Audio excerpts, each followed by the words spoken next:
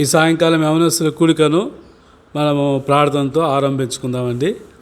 ప్రేమగల మా ప్రియమైన పరలోకపు తండ్రి, సమీపింపరాని తేజస్సులో దివ్య మహిమలో అమరత్వం కలిగినటువంటి మా తండ్రి, రాజులకు రాజా, ప్రభులకు ప్రభువా, మృతులలో నుండి ఆది సంభూతుడిగా లేచినటువంటి దేవా, భూపతులకు అధిపతి అయినటువంటి మా తండ్రి యేసుక్రీస్తు ప్రభుల వారి అమూల్యమైనటువంటి పరిశుద్ధమైనటువంటి రక్తం ద్వారా ప్రభా మమ్మల్ని విమోచించి, మమ్మల్ని పవిత్రపరిచి, పరిశుద్ధపరిచి, దేవుని కొరకై మనుషులను కొని మా దేవునికి మమ్మల్ని రాజులను గాను యాజకులను గాను చేస్తూ వచ్చిన విధానం బట్టి మిమ్మల్ని స్తుతిస్తూ ఆరాధిస్తూ ఉంటున్నాం.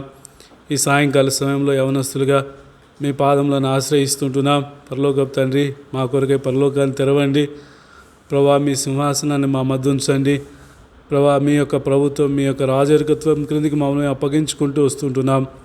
పరలోకపు తండ్రి, మీరే కేరుబుల మధ్య నుండి, కరుణాపీఠం నుండి మీ స్వరాన్ని వినిపింపజేయమని ప్రార్థన చేస్తుంటున్నాం. పరలోకపు దేవా, యవనస్తులు దేని చేత తమ యొక్క నడతను శుద్ధిపరచుకుందరు, మీ వాక్యమును బట్టి జాగ్రత్తగా చూచుకున్నటను బట్టియే కదా ప్రభా.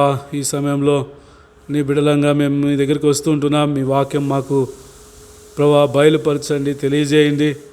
అట్లా నా జీవితాన్ని, మా జీవితాన్ని పవిత్రపరచండి, పరిశుద్ధపరచండి ప్రభా. మేము మిమ్మల్ని ఈ చివరి దినాల్లో మీ చిత్తాన్ని ఎరిగి ప్రభా, మీ సెలవిచ్చినటువంటి ప్రకారంగా మేము చేయునట్లుగా మమ్మల్ని మీరు ఎంతైనా సిద్ధపరచండి. తద్వారా ప్రభా మీ నామం అత్యున్నతంగా మహిమ పొందండి. పాడవలసిన పాటలు చూపించండి ప్రభా. మీ ఆత్మతో పాటకు సహాయం చేయండి. పాటలు అనేకుల యొక్క హృదయాలు తాకున్నట్లుగా సహాయం చేయండి. పరలోకపు తండ్రి, ఆ యొక్క దాసుని నిష్ప్రయోజకులను మరొకసారి ప్రభా ఈ యొక్క కూడికను మీ నామంలో ఆరంభిస్తూ ఉంటుండగా ప్రభా మానవుని మరుగుపరిచి ప్రభా మీరే మా మధ్య ఉండి, మీరే ప్రభా నడిపించి, కృప చూపించి, మీరే మహిమ పొందమని కోరుచు.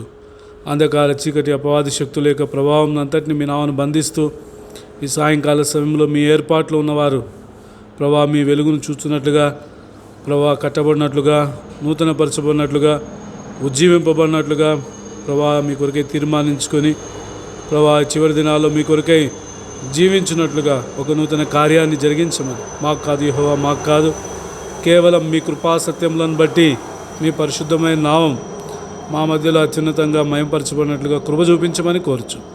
యేసుక్రీస్తు ప్రభుల వారి శక్తి కలిగినటువంటి నామంలో స్తుతించి ప్రార్థించి వేడుకొనుచున్నాము తండ్రి. ఆమేన్.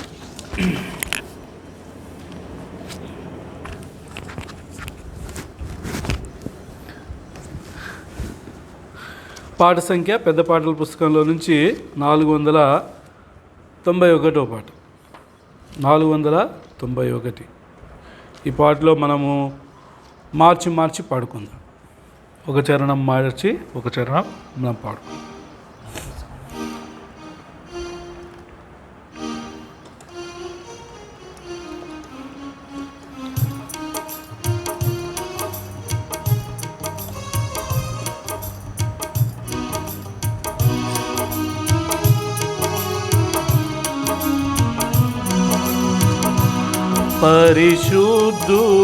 పరిశుద్ధులయుందుడి దైవ చిత్తమున పెరుగుడి, యథార్థులయుందుడి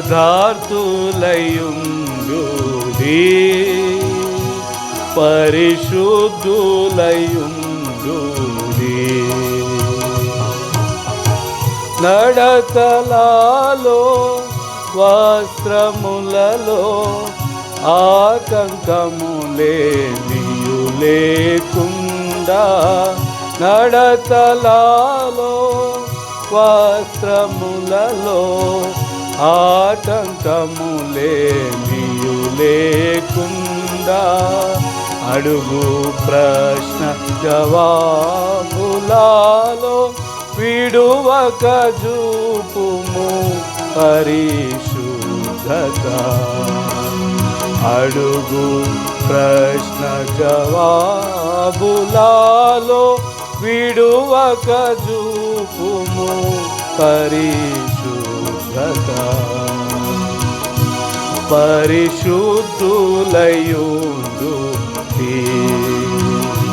దైవ చిత్తమున పెరుగుడి, యథార్థులయుండుడి పరిశుద్ధులయుండుడి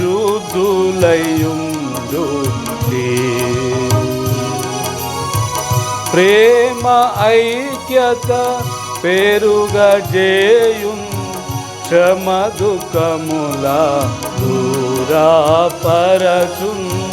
ప్రేమ ఐక్యత పెరుగజేయున్ శ్రమ దుఃఖముల దూరపరచున్ ప్రియముతో నెల్ల చేరిపోరు మాని కోరుము పరిశుద్ధత ముతో నెల్లరు చేరిపోరు మాని కోరుము పరిశుద్ధత పరిశుద్ధులయుండు దైవ చిత్తమున పెరుగుడి యథార్థులయుండు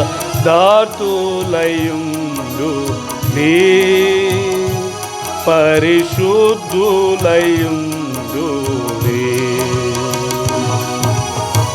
శుద్ధ సాక్ష్యము భద్రపరచును ఇద్దరనిలో సిద్ధపరచును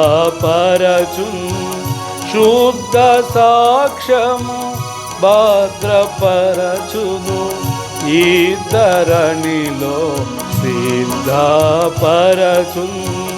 శుద్ధమగు చిత్తంబు కలుగు నిత్య పవిత్రత నీడు పరిశుద్ధత శుద్ధమగు చిత్తంబు కలుగు నిత్య పవిత్రత నీడు పరిశుద్ధత పరిశుద్ధులయుండు దైవ చిత్తమున పెరుగుడి యథార్థులయుండు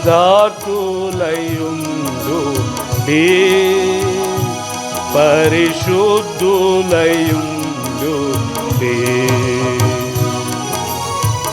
ఇలను దేహ మాత్మలందు కల్మషంబు కానరాదు ఇలను దేహ మాత్మలందు కల్మషంబు కానరాదు తెలుపగు పేటై నామాచాలు సిలువ రక్తమున పరిశుద్ధత తెలుపగు పేటై నామాచాలు సిలువ రక్తమున పరిశుద్ధత పరిశుద్ధులయుండు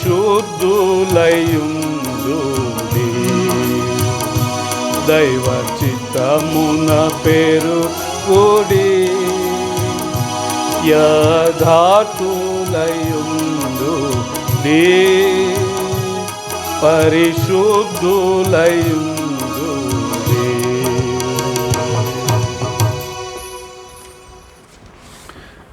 ఈ యొక్క యవనస్తుల పాటల ప్రతుల్లో నుంచి 18వ పాట ప్రీతికరమైన సేవను చేయుటకు యవనులారా అర్పించుడు మీ జీవితం.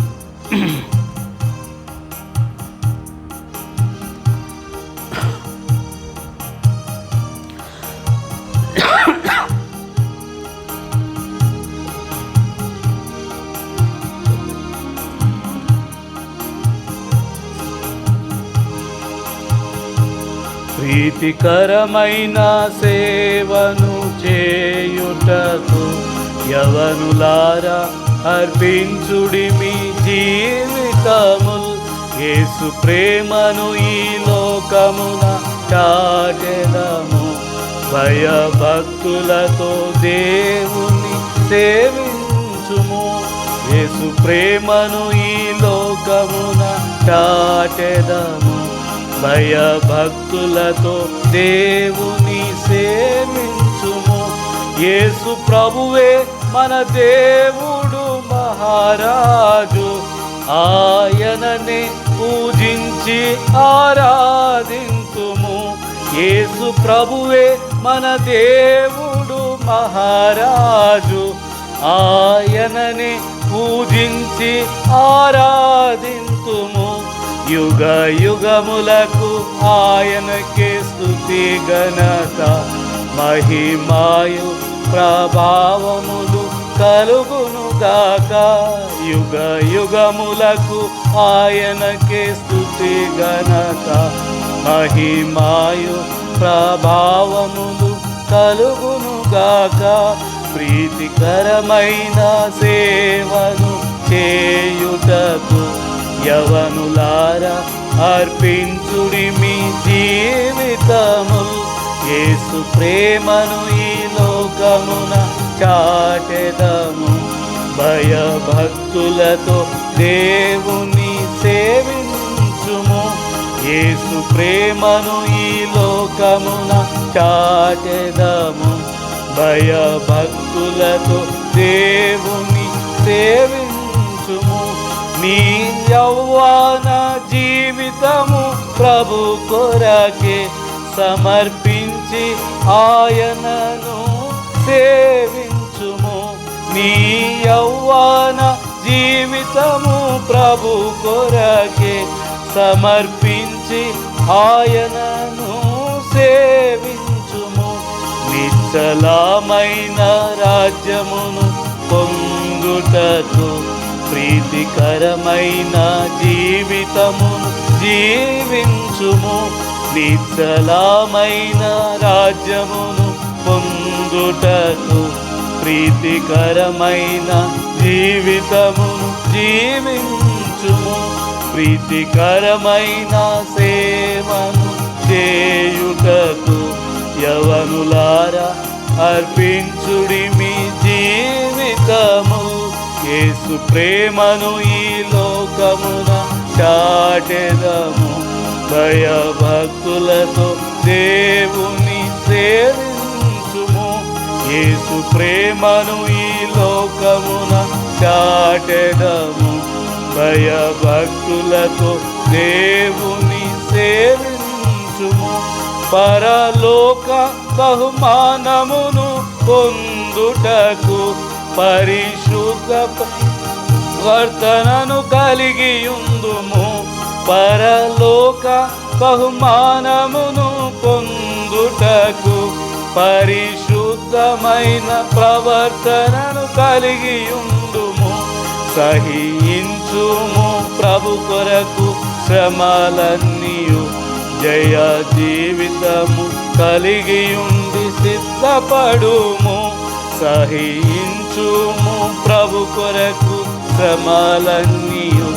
జయ జీవితము కలిగియుండి సిద్ధపడుము. ప్రీతికరమైన సేవను చేయుటకు యవనులారా అర్పించుడి మీ జీవితము. యేసు ప్రేమను ఈ లోకమున చాటెదము. భయభక్తులతో దేవుని సేవించుము. ప్రేమను ఈ లోకమున చాటెదము. భయభక్తులతో దేవుని సేవించుము. విశ్వాసముతో ప్రార్థించుము ఫలించుటకు పరిపూర్ణమైన బలమును పొందుటకు. విశ్వాసముతో ప్రార్థించుము ఫలించుటకు పరిపూర్ణమైన బలమును పొందుటకు. వినయముతో సేవించు సదాకాలము. సమర్పించు సమస్తమును ప్రభు కొరకే. వినయముతో సేవించు సదాకాలము. సమర్పించు సమస్తమును ప్రభు కొరకే. ప్రీతికరమైన సేవను చేయుటకు యవనులారా అర్పించుడి మీ జీవితముల్ యేసు ప్రేమను ఈ లోకమున చాటెదము భయభక్తులతో దేవుని సేవించుము యేసు ప్రేమను ఈ లోకమున చాటెదము భయభక్తులతో దేవుని సేవించుము. పాట సంఖ్య ఈ పాటల పత్రుల్లో నుంచి 22వ పాట. రాజులకు రాజైన యేసు ప్రభు రానయున్నాడు.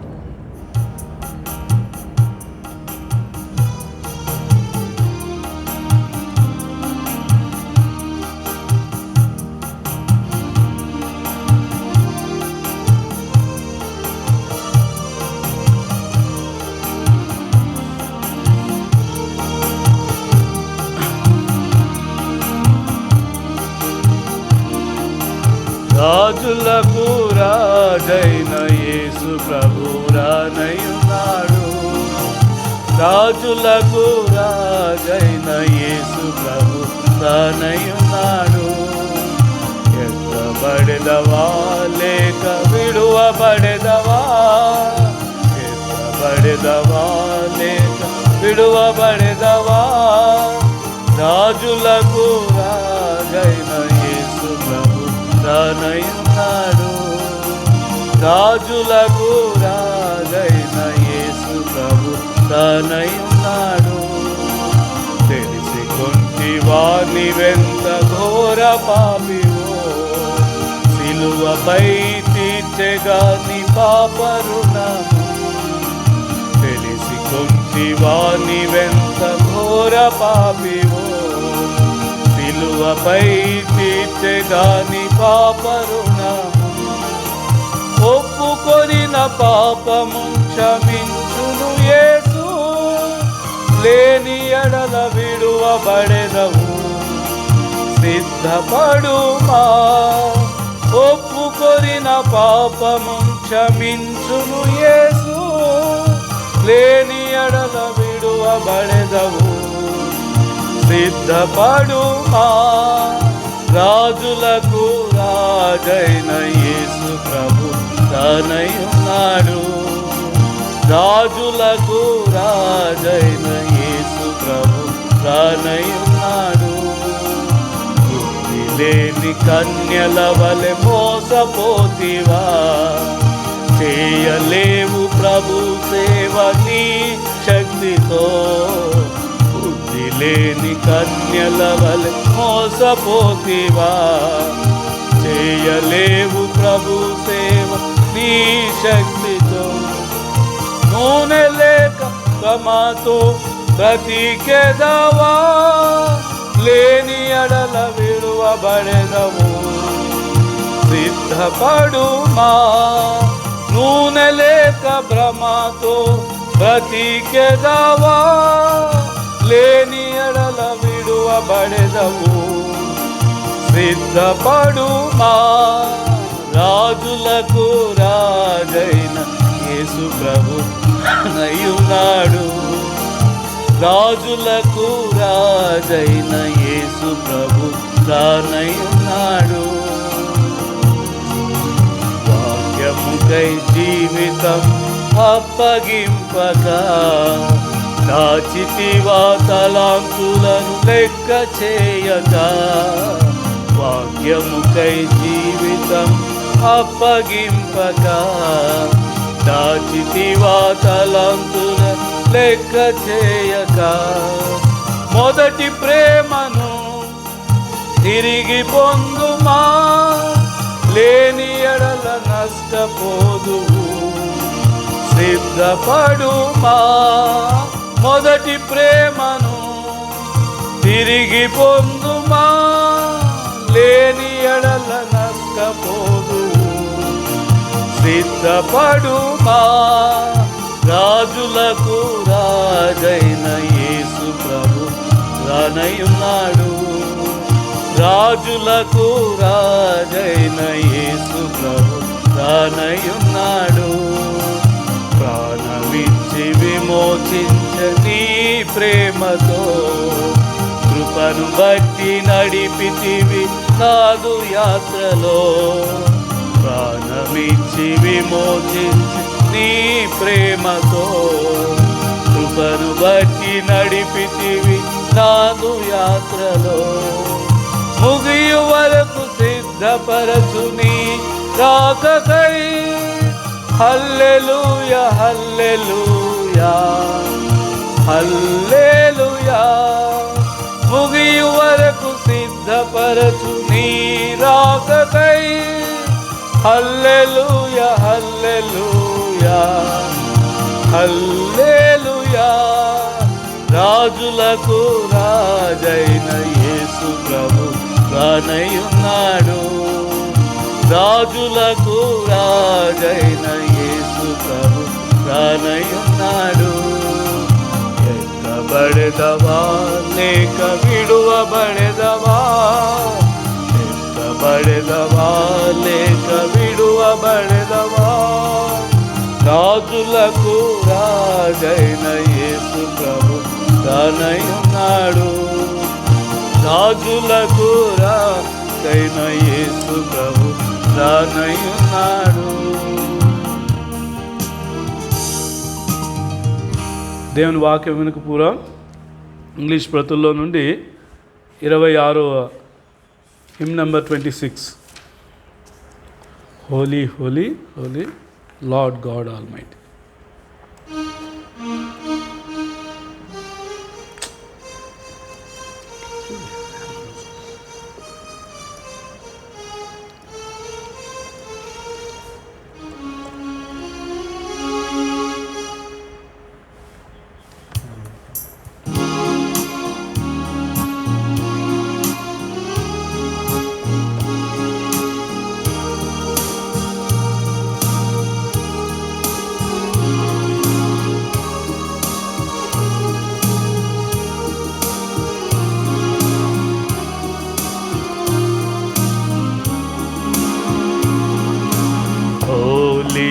Holy, holy, Lord God Almighty, early in the morning our song shall rise to thee.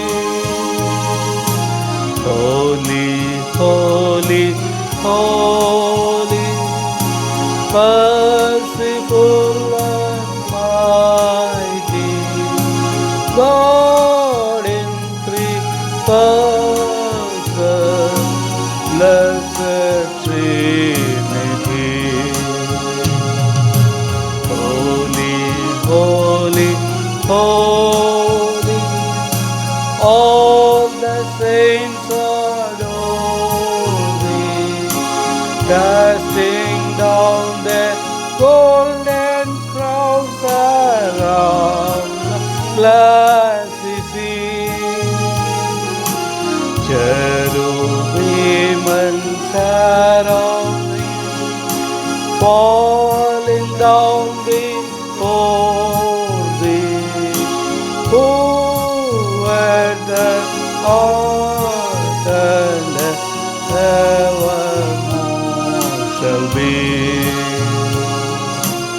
Holy, holy, holy, through the darkness hide thee, through the eyes of sinful man this glory may not see.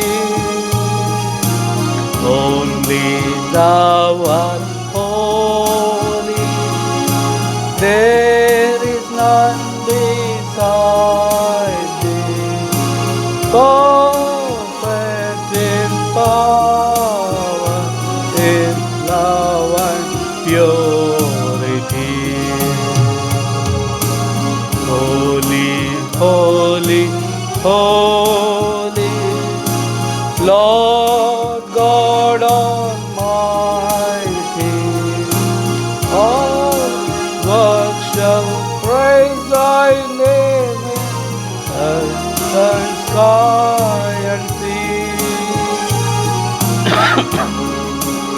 holy, holy, merciful and mighty, God in three persons, blessed Trinity. దేవుని వాక్యం వినక పూర్వం Bible ఎత్తి Bible పల్లె పాడుకుందాం. ఆ శ్రేష్టం బహు గ్రంథంబులో ఏ చోట చూచిన ఆదరణ అయినది.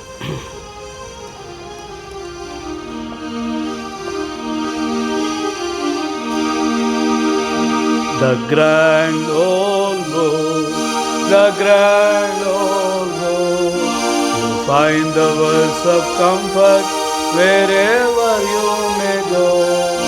In sorrow or in pain, His promises supply.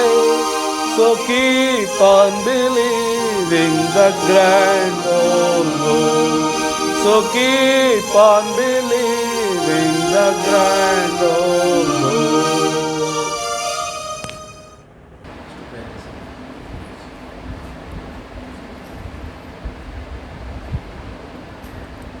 ప్రార్థన చేసుకుంటాం.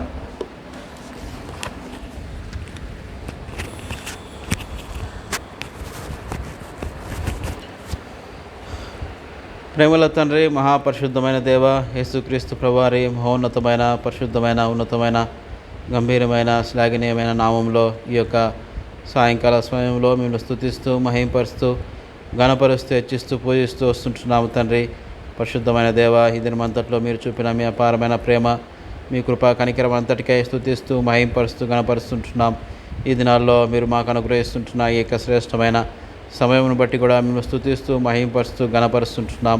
పరిశుద్ధమైన తండ్రి, యవనస్తులముగా దేవ ఈ సాయంకాలం నీ వాక్యం చుట్టూ చేరి రాగలుటకు దేవ మీరు అనుగ్రహించిన కృపకై వందనము స్తోత్రం చెల్లించుకుంటూ వస్తుంటున్నాం. పరిశుద్ధమైన తండ్రి, ఈ సాయంకాలం కూడా మీ దాసుని అభిషేకించి మీ నోటి బూరగా మీరు వాడుకొనవలసిందిగా ప్రార్థిస్తూ వస్తుంటున్నాం. పరిశుద్ధమైన తండ్రి, ఈ యొక్క భయంకరమైన దినాల్లో దేవాత్రి మరి ఈ లోకంలో దేవాత్రి మరి ఇటువంటి దేవ అసమాధానకరమైన పరిస్థితుల్లో దేవ ఉంటుండగా దేవ యవనస్తులైన ప్రతి వారితో ఈ సాయంకాలము నీ మెల్లనైన స్వరం ద్వారా మీ పరలోక సింహాసనం నుంచి మీ మాటలు మీరు ఎంతైనా అధికారంతో స్వచ్ఛతతో ధారాళముగా మీరు విడుదల చేయవలసిందిగా మీ సన్నిధిలో మేము ప్రార్థిస్తూ వస్తుంటున్నాం. పరిశుద్ధమైన తండ్రి, నీ వాక్యము వెల్లడి అగుట తోడనే వెలుగు కలుగును సెలవిస్తూ వచ్చారు. దేవ ఈ సాయంకాలం నీ వాక్యపు వెలుగు దేవ అతని ప్రతి ఒక్కరిపైన మీరు ప్రకాశింప చేయవలసిందిగా మేము ప్రార్థిస్తూ వస్తుంటున్నాం. ఇంకను దేవాతని మరి నిర్జీవమైన వాటిలో మరణకరమైన వాటిలో పాపములో దేవ పాపపు చెరలో అపవాది యొక్క చెరలో దేవ చిక్కుకొని ఉన్న వారిని ఈ సాయంకాలంలో నీ వాక్యం ద్వారా మీరు విడుదల చేయవలసిందిగా మీ సన్నిధిలో మేము ప్రార్థిస్తూ వస్తుంటున్నాం. పరిశుద్ధాత్మ దేవాతను మీ దాసును అభిషేకించి దేవ మీ ఆత్మ ద్వారా మీ మాటలు దేవ ఈ సాయంకాలం మీరు వినిపింప చేయవలసిందిగా ప్రార్థిస్తుంటున్నాం. యవనస్తులందరిలా మీరు కలిగిన ఉన్నతమైన ఉద్దేశములు మీ సంకల్పములు దేవ ఈ సాయంకాలము మీ హృదయమును మీరు తెరచి మీరు మాతో మాట్లాడవలసిందిగా మేము ప్రార్థిస్తూ వస్తుంటున్నాం. దేవ కనికరించండి. పరిశుద్ధమైన తండ్రి, ఈ సాయంకాలం దేవ వినే చెవిని గ్రహించే హృదయమును మీరు మాకు అనుగ్రహించవలసిందిగా ప్రార్థిస్తుంటున్నాం. వాక్యం ఇచ్చట్లో దేవ వాక్యమును దేవ మంచి మనస్సుతో మేము స్వీకరించి వాక్య ప్రకారము మేము జీవించుటకు ప్రవర్తించుటకు మీరు ఎంతైనా సహాయపడవలసిందిగా మీ సన్నిధిలో మేము ప్రార్థిస్తూ వస్తుంటున్నాం. అట్లు దేవ కనికరించండి. అంధకార చీకటి శక్తులను కనిపించని అంధకార చీకటి శక్తులన్నింటినీ యేసుక్రీస్తు ప్రభువారి శక్తిగల నామంలో మేము గద్దించి బంధించి దూరపరుస్తూ ఉంటున్నాము తండ్రి. పరిశుద్ధమైన దేవ, అట్లు మీరే దేవ అతని ఘనతను మహిమను ప్రభావమును మీరు పొందవలసిందిగా ప్రార్థిస్తూ వస్తుంటున్నాం. మీ సన్నిధిని మేము ఎక్కడున్నప్పటికీ దేవ నీ వాక్యం ద్వారా మేము అనుభవించుటకు దేవ సహాయపడుతూ రావాల్సిందిగా మేము ప్రార్థిస్తూ వస్తుంటున్నాం. ఈ సాయంకాలం శిలువ వేయబడిన ప్రభువైన యేసుక్రీస్తు వారిని మేము కన్నులారా చూచున్నట్లు మా కన్నులు తెరవచేయవలసిందిగా ప్రార్థిస్తూ వస్తుంటున్నాం. విశ్వాసంతో మమ్మల్ని అందరినీ మీ దయగల కృపగల నైపుణ్యం గల హస్తాలకు అప్పగించుకుంటూ గొప్ప సంగతులు మీ యొద్ద నుంచి ఆశిస్తూ ప్రభువైన యేసుక్రీస్తు నామమునే స్తుతించి ప్రార్థించి అడిగి వేడుకొనుచున్నాము తండ్రి. ఆమేన్.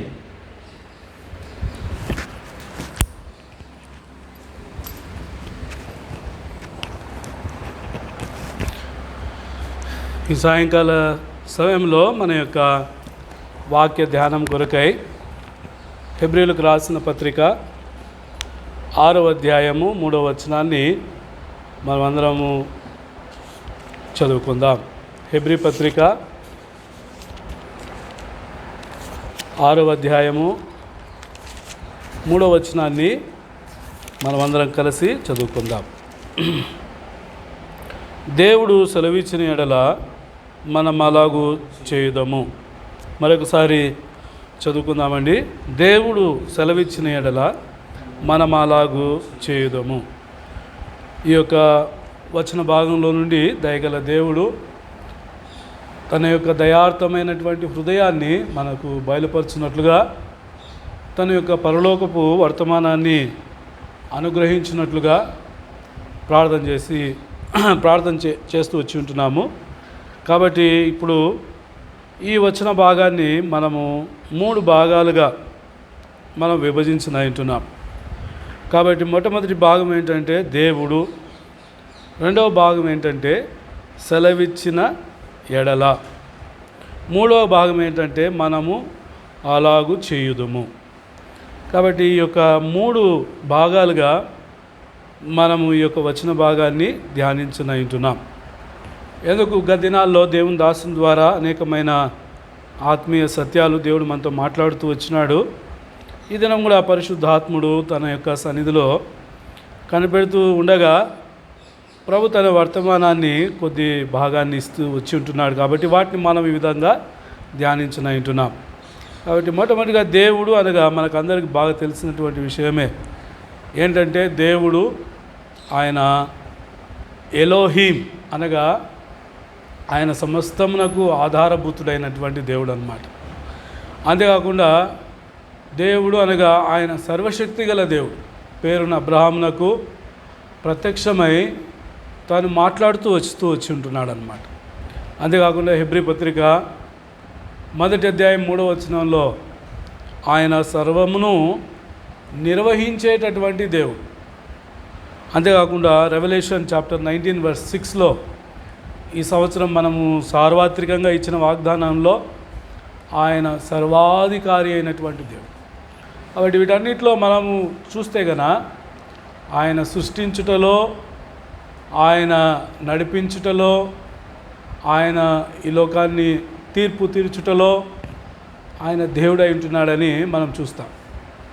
కాబట్టి ఈ యొక్క దేవుడు యొక్క అనగా ఏంటంటే ఆయన యొక్క ప్రణాళికను మొట్టమొదటిగా మనం వింటూ రావాలి, తెలుసుకోవాలన్నమాట. కాబట్టి దేవుని యొక్క వాక్యంలో దేవుని ప్రణాళిక అనేటటువంటిది అనేక మంది దైవజనులకు అనేకమైన విధాలుగా దేవుడు బయలుపరుచుకుంటూ వచ్చినాడు. కాబట్టి ప్రభు కొన్ని విషయాలు ఏది బయలుపరిచినాడో మనం ఈ దినాన క్లుప్తంగా చూడనంటున్నాం. కాబట్టి దేవుడు అనగా ఆయన ప్రణాళికను అర్థం చేసుకునే దాని కొరకై ఆయన త్రిత్వమై ఉన్నటువంటి దేవుడు అయి ఉంటున్నాడు. మొట్టమొదటిగా తండ్రి అయిన దేవుడు, రెండవదిగా కుమారుడైన యేసుక్రీస్తు ప్రభువారైనటువంటి దేవుడు, మూడవదిగా పరిశుద్ధాత్మ అయినటువంటి దేవుడు అయి ఉంటున్నాడు. కాబట్టి మనం సంపూర్ణంగా అర్థం చేసుకోవాలంటే ఈ 3 విధానాలుగా ఆయన యొక్క ప్రత్యక్షతలను, ఆయన యొక్క ప్రణాళికలను, ఆయన యొక్క సంకల్పాలను మనం అర్థం చేసుకున్నట్లయితే ఆయన యొక్క సంపూర్ణమైనటువంటి ప్రణాళికను మన జీవితంలో ఏమైంటున్నదో మనము బాగా అర్థం చేసుకోగలుగుతాం. మొట్టమొదటిగా తండ్రి అయిన దేవుడు ఈ 3 విషయాలు ఎఫెసీయులకు రాసిన పత్రిక 1వ అధ్యాయంలో పౌలు అపోస్తలుడు తెలియజేస్తూ ఉంటున్నాడు అన్నమాట. ఎఫెసీ పత్రిక 1వ అధ్యాయము 4 నుంచి 6 వచనాలు తెలుగులో కలిసి ఉంటున్నాయి. నేను చదువుతాను. ఎట్లనగా తన ప్రియునియందు తాను ఉచితంగా మనకు అనుగ్రహించిన తన కృపామహిమకు కీర్తి కలుగునట్లు తన చిత్త ప్రకారమైన దయా సంకల్పం చొప్పున యేసుక్రీస్తు ద్వారా మనకు కుమారుడిగా స్వీకరించుటకై మనలను ముందుగా తన కోసం నిర్ణయించుకొని మనము తన ఎదుట పరిశుద్ధులమును నిర్దోషమై ఉండవల్లని జగత్తు పునాది వేయబడక మునిపే ప్రేమ చేత ఆయన క్రీస్తులో మనలను ఏర్పరచుకొనెను. కాబట్టి దేవుని యొక్క ప్రణాళిక ఎప్పటి నుంచి మన ఎడల ఆరంభించబడుతూ వచ్చిందంటే జగత్తు పునాది వేయబడక మునిపే ఈ ప్రణాళిక ఆరంభించబడింది. అందుకని దేవుడు మానవుని సృష్టించినప్పుడు తన యొక్క ప్రణాళికను ఆదికాండము 1వ అధ్యాయము 28వ వచనంలో మనం చూస్తే గన, దేవుడు వారిని ఆశీర్వదించిన ఎట్లనగా మీరు ఫలించి అభివృద్ధి పొంది విస్తరించి భూమిని నిండించి దాన్ని లోపరుచుకునుడి. సమస్త సముద్రపు చేపలను ఆకాశ పక్షులను భూమి మీద ప్రాకు జీవులను ఏలుడని దేవుడు వారితో చెప్పాను. కాబట్టి దేవుడు ప్రణాళిక ఏంటంటే ఆయన మనల్ని ఆశీర్వదించినాడు. 5 అంతలుగా మనం ఫలించాలని, అభివృద్ధి పొందాలని, విస్తరించాలని, భూమిని నిండించాలని, దాన్ని లోబరుచుకొనుట. ఈ 5 అంతల ప్రణాళిక ఏంటంటే ఇవన్నీ పొందిన వారమై మనం వాటిని ఏలేదాని కొరకై దేవుడు మనల్ని సృష్టించి ఉంటున్నాడు. అయితే ఈ ప్రణాళిక నుంచి మానవుడు తప్పిపోయిన మనకందరికీ బాగా తెలిసినటువంటి భాగం ఏంటంటే ఆదికాండం 3వ అధ్యాయంలో ఆజ్ఞను అతిక్రమించటాన్ని బట్టి పాపం అనేటటువంటిది హృదయంలో ప్రవేశించి మానవుని దేవుని దగ్గర నుంచి దూరం చేస్తూ వచ్చింది. దేవుని యొక్క ప్రణాళిక నుంచి మానవుడు తప్పిపోయి ఉంటున్నాడు. ఈ పాపం వలన గొప్ప శిక్షకు అంటే నరకానికి, అగ్ని గుండానికి పాత్రుడయిస్తూ వచ్చి ఉంటున్నాడు అన్నమాట. అయితే దేవుడు తన యొక్క ప్రణాళికను మార్చుకోలేదు, మార్పు లేదు. ఆయన మార్పు లేనటువంటి దేవుడు అన్నమాట. కాబట్టి ఇదే మానవుని తిరిగి తాను ఆ యొక్క తన ప్రణాళికలోనికి నడిపించేదాని కొరకై యేసుక్రీస్తు ప్రభువారిని ఈ లోకానికి ఆయన అనుగ్రహించి ఉంటున్నాడు. కాబట్టి అదే ఎఫెసీ పత్రిక 1వ అధ్యాయము 8-9 వచనాల్లో మనం చదివినట్లయితే, కాలము సంపూర్ణమైనప్పుడు జరగవలసిన ఏర్పాటును బట్టి ఆయన తన దయా సంకల్పం చొప్పున తన చిత్తమును గూర్చిన మర్మమును మనకు తెలియజేసి మనము సంపూర్ణమైన వివేచనను కలుగుటకు ఆ కృపను మన ఎడల విస్తరింపజేశాను. కాబట్టి తన దయా సంకల్పం ఏంటంటే 7వ వచనంలో రాయబడతా ఉందన్నమాట. ఆ ప్రియుని యందు ఆయన రక్తం వలన మనకు విమోచనము, అనగా ప్రభువైన యేసుక్రీస్తు వారి అమూల్యమైనటువంటి రక్తం ద్వారా మానవుడు కోల్పోయినటువంటి ఈ ప్రణాళికలోనికి తిరిగి తెచ్చేదానికి తన సొంత కుమారుని దేవుడు పాపరహితునిగా ఈ లోకానికి అనుగ్రహించినాడు. ఆయన కలవరి శిలువలో ఆయన అర్పించుకొనుటను బట్టి ఆయన రక్తం ద్వారా మనల్ని దేవుని కొరకై మనుషులను కొంటూ వచ్చినాడు. కాబట్టి మనల్ని ఆయన రక్తం చిందించినాడంటే ఆ రక్తంలో ఎంతో ఆ యొక్క విలువ ఉంటున్నదన్నమాట. ఎవరూ చెల్లించలేనటువంటి క్రయం. ఒక మానవుని మరణం నుంచి తప్పించేదానికి ఆయన మరణానుభవం కూడా వెళ్ళవలసి వచ్చిందనమాట. కాబట్టి ఇదేదో మాటలతో చెప్పేది కాదు, కానీ ఇది ఎంతో క్రయంతో కూడినట్టు, వర్ణించలేనటువంటిది, వివరించలేనటువంటిది. అటువంటి కార్యాన్ని ప్రభువు తన కుమారునిలో చేస్తూ వచ్చినాడు. ఎందుకంటే నన్ను ఆ యొక్క ప్రణాళికలోనికి తిరిగి తీసుకొచ్చేదాన్ని. అందుకనే కుమారుడైనటువంటి దేవుడు మనతో ఏం చెప్తా ఉన్నాడంటే హెబ్రీ పత్రిక 1వ అధ్యాయం 2వ వచనంలో రాయబడుతుంది, ఈ దినముల అంతమందు తన కుమారుని ద్వారా మనతో మాట్లాడుతూ ఉంటున్నాడు. తన కుమారుని ద్వారా మనకు తన స్వరాన్ని వినిపింపజేస్తూ ఉంటున్నాడు.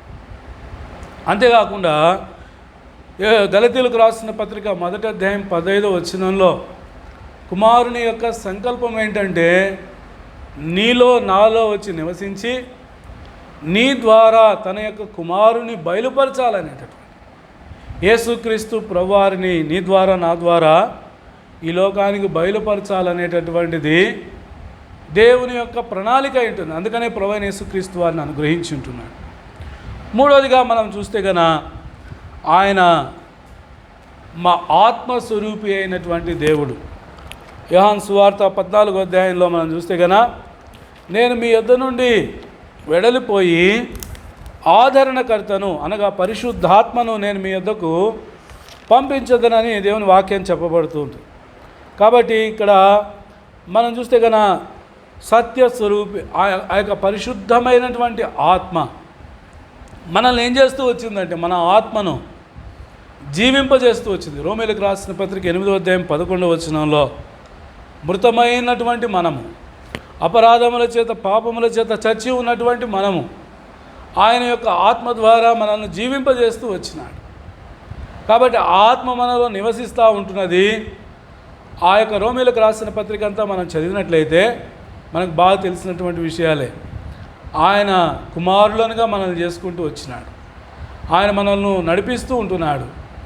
మనల్ని అబ్బా తండ్రి అని మొదలుపెట్టేటటువంటి ఆత్మ ద్వారా ఆయన మనల్ని జన్మింపజేయడమే కాకుండా ఆయన మనల్ని పోషించి సంరక్షిస్తూ ఉంటున్నాడు.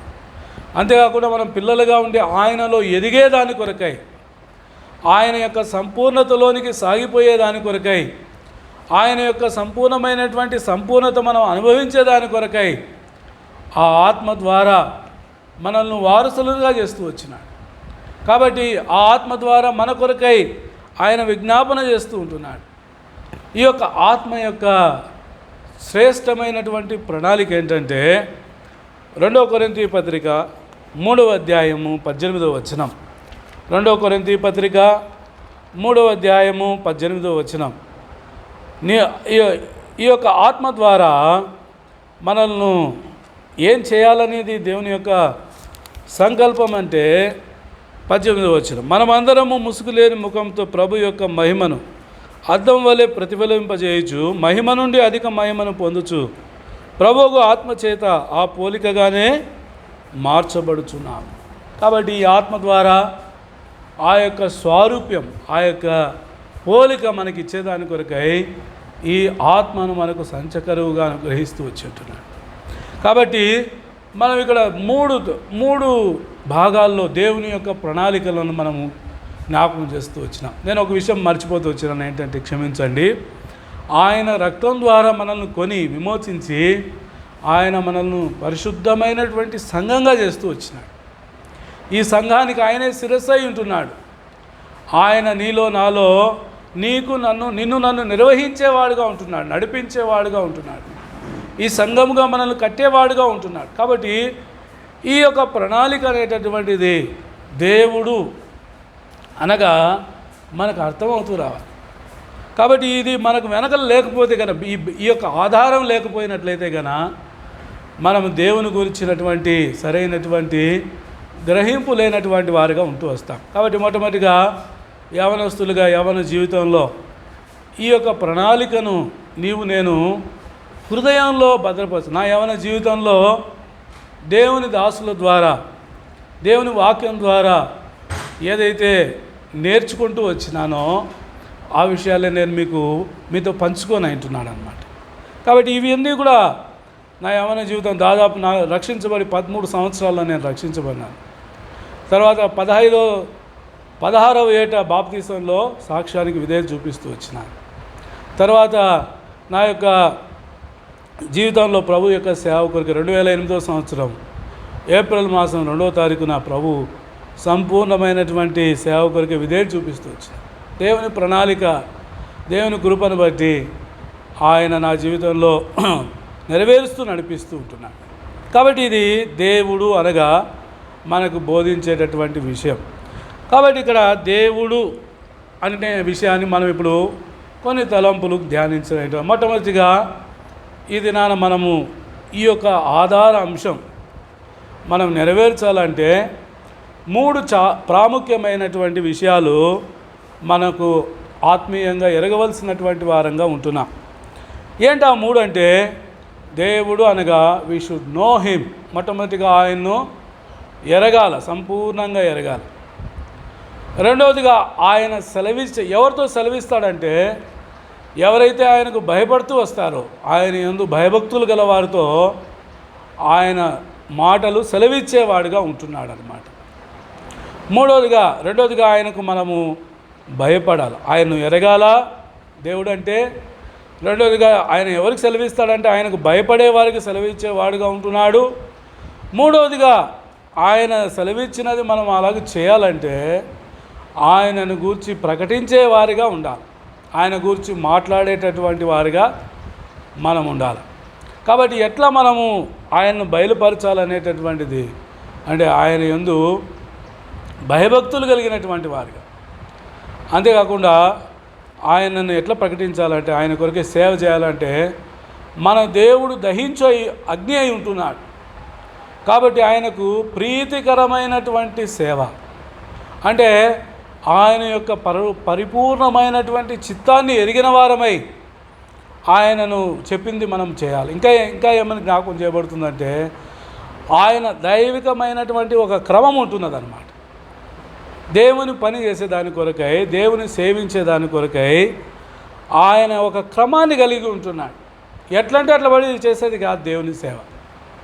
కాబట్టి మన ఇష్టం వచ్చినట్లు చేసేది కాదు దేవుని సేవ. ఒకానొక దినాన దైవజనుడు భగత్ సింగ్ గారి జీవితంలో ఆయన ఇంతవరకు పుస్తకాలు పట్టుకొని ఆ బాంబే వీధిలో ఉదయం నుంచి సాయంత్రం వరకు సువార్త చేస్తూ వచ్చినాడు.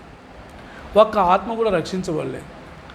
దైవజనుడు చెప్పినటువంటి సాక్ష్యం ఏంటంటే, దేవుని దగ్గర ప్రార్థన చేస్తూ ఉంటే నేను చెప్పినానా ఇవన్నీ చేయమని చెప్పి. కాబట్టి మనం ఆయన ఎట్లు ప్రకటించాలంటే ఆయన చిత్తాన్ని ఎరిగి, ఆయన యొక్క పర్మిషన్. కాబట్టి మనం ఇంగ్లీష్ భాషలో ఉంది, దేవుడు సెలవిచ్చిన ఎడల, God's permission is very very essential in our spiritual life. కాబట్టి మన రక్షించబడిన తరువాత, రక్షణ పొందక పూర్వము మన యొక్క సొంత ఇష్టం చొప్పున ఏమైనా చేయొచ్చు. అయితే రక్షించబడినటువంటి నాటి నుంచి దేవుడు మనకిచ్చినటువంటి గ్రేటెస్ట్ ప్రివిలేజ్ ఏంటంటే knowing the will of God and doing God's will in our life in God's ways. కాబట్టి దేవుని యొక్క మార్గాలలో, దేవుని యొక్క క్రమాన్ని అనుసరించి దేవుని యొక్క చిత్తాన్ని మనం నెరవేర్చవలసినటువంటి వారమై ఉంటున్నాం. కాబట్టి ఎప్పుడైతే మనం ఆ విధంగా చేయగలుగుతామో దేవుడు సెలవిచ్చిన దాన్ని మనం చేయగలుగుతాం. లేకపోతే మనం దేవుడు సెలవిచ్చిన దాన్ని ఎంత మాత్రం కూడా చేయలేం. కాబట్టి దీనికి ఈ యొక్క మార్గం అనేటటువంటిది ఉంటుంది. కాబట్టి మొట్టమొదటిగా మనం చూసినట్లయితే దేవుని ఎరుగుట, నెహెమ్యా గ్రంథంలో ఒక మాట రాయబడి ఉంది, తమ దేవుని ఎరుగువారు బలము నొంది శక్తితో గొప్ప కార్యాలు చేస్తారు. కాబట్టి ఎవరు దేవుని కొరకై ఆ యొక్క గొప్ప సెలవిచ్చినటువంటివి నెరవేరుస్తారంటే దేవుని ఎరుగువారు. కాబట్టి దేవుని ఎట్లా ఎరగాలంట? కాబట్టి దేవుడు ఈ యొక్క సాయంకాల సమయంలో మొట్టమొదటిగా ఆయన యొక్క గుణము, ఆయన పరిశుద్ధుడు. కాబట్టి మన దేవుడు పరిశుద్ధుడు అని మనం ఎంతగా ఎరుగుతూ వస్తామో, ఎవరితో ఆయన తన యొక్క మాటలు సెలవిస్తాడంటే పరిశుద్ధులైన వారితోనే. కాబట్టి దేవుడు ఎవరి ద్వారా తన పనిని చేసుకుంటాడంటే, తన సేవ చేసుకుంటాడంటే పరిశుద్ధులైనటువంటి వారితోనే. ఒకవేళ ఈ పరిశుద్ధత అనేటటువంటిది ఎక్కడ లోపించినా అది కాలిపోతుంది అన్నమాట. అది లెక్కలోనికి రాదు. అది ఒక దినాన దేవుడు నేనెవరో మిమ్మల్ని ఎరుగనని చెప్పేటటువంటి వాడుగా. అందుకనే దీనికి పరిశుద్ధత అంటే ఏంటంటే, తెస్సలోనికీయులకు రాసిన పత్రిక ఒక మాట చదువుదామండి. మొదటి తెస్సలోనికీయులకు రాసిన పత్రిక 4వ అధ్యాయం 4వ అధ్యాయము 2వ వచనాన్ని 3వ వచనాన్ని నేను చదువుతాను, మీరు గమనించండి. మీరు పరిశుద్ధులగుటయే అనగా మీరు జారత్వమునకు దూరంగా ఉండుటయే దేవుని చిత్తం. కాబట్టి పరిశుద్ధత అంటే ఏంటంటే దేవుని పరిశుద్ధత, దేవుని యొక్క చిత్తం, ఆయన సంకల్పం. కాబట్టి మన జీవితంలో మనం దేవుని చిత్తాన్ని ఆయన ఎరగాలంటే ఆయన యొక్క సంకల్పాన్ని ఎరగాలి. ఎప్పుడు ఎరగలుగుతామంటే ఎప్పుడైతే మనం పరిశుద్ధంగా ఉంటామో అప్పుడు మాత్రమే మనము ఎరిగేటటువంటి వారిగా ఉంటాం. పరిశుద్ధత లేకపోతే కానీ ఏం కూడా చేయలేం. అందుకని హెబ్రీ పత్రికలో రాయబడుతూ ఉంది, పరిశుద్ధత లేకుండా ఎవరు కూడా ప్రభువును చూడలేరు. అందుకనే మత్తయి సువార్త 5వ అధ్యాయం 8వ వచనంలో రాయబడుతూ ఉందన్నమాట. ఏమని రాయబడుతూ ఉందని, హృదయ శుద్ధి గల వారు ధన్యులు, వారు దేవుని చూచెదరు. కాబట్టి నరుడు మొదటి సమూయేలు గ్రంథంలో రాయబడుతుంది, పై రూపాన్ని లక్ష్య పెడతాడు కానీ యెహోవా హృదయమును లక్ష్య పెడుతుంది. ఎందుకంటే హృదయంలో ఎంత పరిమాణంలో పరిశుద్ధత ఉంది దాన్నే చూసేవాడు. కాబట్టి కొలసీ పత్రికలో నిష్కలంకమైనటువంటిది నీ కనుదృష్టి, నీవు దుష్టత్వమును, దుర్నీతిని, పాపాన్ని చూచి సహించే దేవుడు కాదు. కాబట్టి ఆయన పరిశుద్ధుడైనటువంటి దేవుడు. అందుకనే దేవుడు తన ప్రజలతో, తన దాసుడైనటువంటి మోషే ద్వారా ఏమని సెలవిచ్చినాడో ఒక మాట చదువుదామండి. నీవు ఇశ్రాయేలీయుల ప్రజలతో పలకవలసినటువంటి మాటలు ఏంటంటే ఇవే పలకాలి.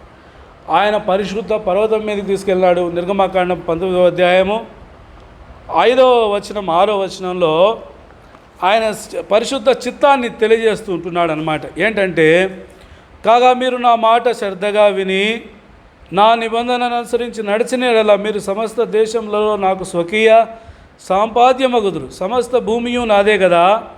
మీరు నాకు యాజక రూపమైన రాజ్యముగాను పరిశుద్ధమైన జనముగాను ఉందురని చెప్పుము. నీవు ఇశ్రాయేలులతో పలకవలసిన మాటలు ఇవే. కాబట్టి ఇదే దేవుని ప్రణాళిక మనం గమనించినట్లయితే. కాబట్టి పేతురు, అపోస్తలుడైన పేతురు తన పత్రికలో రాస్తాడు. మొదటి పేతురు పత్రిక 2వ అధ్యాయము. కాబట్టి పరిశుద్ధమైనటువంటి ప్రజలతో తాను సెలవిచ్చేటటువంటి వాడుగా ఉంటున్నాడనే దానికి ఇది రుజువు అన్నమాట. మొదటి పేతురు పత్రిక 2వ అధ్యాయము 9వ వచనాన్ని నేను చదువుతాను, దయచేసి గమనించండి. మొదటి పేతురు పత్రిక 2వ అధ్యాయము 9వ వచనం. అయితే మీరు చీకటిలో నుండి ఆశ్చర్యకరమైన తన వెలుగులోనికి మిమ్మల్ని పిలిచిన వాని గుణాతిశయములను ప్రచురం చేయ నిమిత్తం ఏర్పరచబడిన వంశమును, రాజులైన యాజక సమూహమును, పరిశుద్ధ జనమును, దేవుని సొత్తైన ప్రజలై ఉంటున్నారు. తన అపోస్తలుల ద్వారా మాట్లాడినటువంటి మాటలు.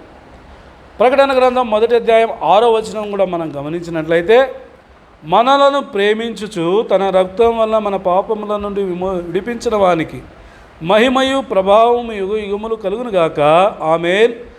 ఆయన మనలను తన తండ్రి అయిన దేవునికి రాజ్యముగాను యాజకులను గాను చేసెను. కాబట్టి దేవుని యొక్క పరిశుద్ధమైనటువంటి దేవుని యొక్క గుణం ఏంటంటే, మనము ఆయన యొక్క ప్రణాళికలో, ఆయన జనంలో. కాబట్టి ఇది దేవుని యొక్క, అందుకనే నిర్గమకాండం తలంపు ఏంటంటే ఆయన పరిశుద్ధుడు. కాబట్టి ఆయన నివసించే నిర్గమకాండం 25వ అధ్యాయము 8వ వచనం,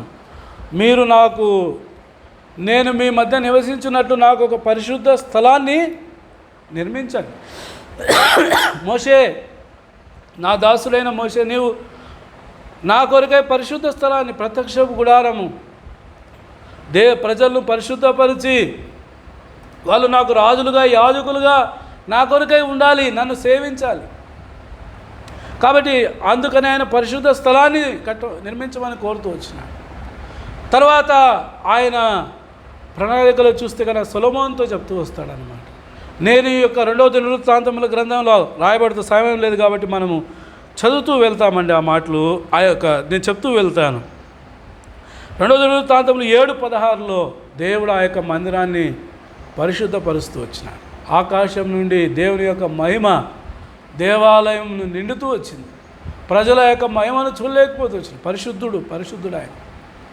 కాబట్టి నా దృష్టి, నా మనసు ఎల్లప్పుడూ నేను అక్కడ ఉంచుతూ వస్తాను. కాబట్టి 3వదిగా మనం చూస్తే కదా, ఆయన తన స్వరక్తం ఇచ్చి సంపాదించినటువంటి సంఘము. ఈ సంఘము ఆ యొక్క పరిశుద్ధమైనటువంటిది. దీంట్లో ఒకవేళ నీ యొక్క శత్రువు ఒకవేళ దీన్ని కలంకమైన, ముడతైన, మచ్చైన చేయాలని కోరుతూ ఉంటున్నాడు. కానీ అయితే ఆయన ఈ యొక్క వాక్యం ద్వారా, ఆయన రక్తం ద్వారా, ఆయన నిన్ను నన్ను ఆత్మ ద్వారా, విశ్వాసము ద్వారా ఇవన్నీ మనకు అనుగ్రహించి ఇది పరిశుద్ధమైనటువంటి సంఘముగా ఆయన కొరకై ఆ యొక్క దాని ఎదుట నిలవబెట్టాలి. కాబట్టి దేవుని ప్రణాళిక, ఆయన పరిశుద్ధుడు అన్నప్పుడు ఆ సంఘంలో నిన్ను నన్ను ఒక భాగంగా చేస్తూ వచ్చింది. కాబట్టి నేను ఆయన పరిశుద్ధుడైనటువంటి దేవునిగా, పరిశుద్ధుడు అంటే ఎందుకు చెప్పినాడంటే ఆయనలోకి నీకు నాకు భాగం ఇచ్చినాడు. ఒకవేళ మానవుడి యొక్క విషయాన్ని ఎవరి యొక్క విషయాన్ని గుర్తించలేకపోవచ్చు. ఒకవేళ ప్రపంచ పట్టణమే మనం తీసుకుంటాం, మాకు అర్థం అవ్వాలంటే ఒక చిన్న పల్లెటూరు ఉందనుకోండి. ఆ భూమిలో ఆ చిన్న భూమి కూడా, ఆ చిన్న మారుమూలు ఉండే పల్లెటూరు కూడా ఏం చేయబడింది? లెక్కించబడింది. ఒకవేళ ఆ పల్లెటూరును ఎవరైనా తీసేస్తే కనుక భూమి ఇంత శాతం అని లెక్కేసినప్పుడు దాంట్లో ఆ లెక్క తక్కువ వస్తుందన్నమాట. కాబట్టి దేవుడు నిన్ను ఒక ఉనికిలో తన ఉనికిలో ఉంచుకుంటూ వచ్చినాడు పరిశుద్ధునిగా చేసి. కాబట్టి నిన్ను పరిశుద్ధంగా పరిశుద్ధుడైనటువంటి దేవుడు నిన్ను తనలో ఒక భాగంగా చేస్తూ వచ్చినాడు. ఎందుకంటే నీలో ఆయన నివసించాలని, నీ ద్వారా ఆయన ప్రకటించబడాలని, నీ ద్వారా ఆయన తను తాను బయలుపరుచుకోవాలని, నీ ద్వారా నిన్ను ఒకానొక దినాన ఆ యొక్క పరలోక రాజ్యంలో సింహాసనం మీద కూర్చుండబెట్టాలని, రాబో ఆ యొక్క యుగంలో 1000 ఏళ్ల పరిపాలనలో నీవు ఆయన కొరకు రాజుగా యాజకునిగా ఆయన పరిచర్య ఆయన సేవ చేయాలని, అంతేకాకుండా యుగాయుగములు నీవు ఆయనతో కూడా ఉండాలనేటటువంటి. కాబట్టి పరిశుద్ధత లేకుండా నీవు విషయాలు గ్రహించలేవు. పరిశుద్ధునిగా నీవు లేకపోతే కదా నీవు ఒక్క అడుగు కూడా ముందుకు సాగలేవు. నీ సొంత ప్రయత్నం, సొంత మార్గం, సొంత ప్రణాళిక ఏది కూడా పనిచేయదన్నమాట. కాబట్టి దేవుడు ఒక గుణం ఆయనలో చూస్తూ వచ్చినాం, ఆయన పరిశుద్ధుడు. యవనస్తుడా, నీ జీవితంలో రక్షించబడి నిన్ను కూడా ఆయన స్వరక్తం ఇచ్చి పరిశుద్ధునిగా చేసుకుంటూ వచ్చినాడు.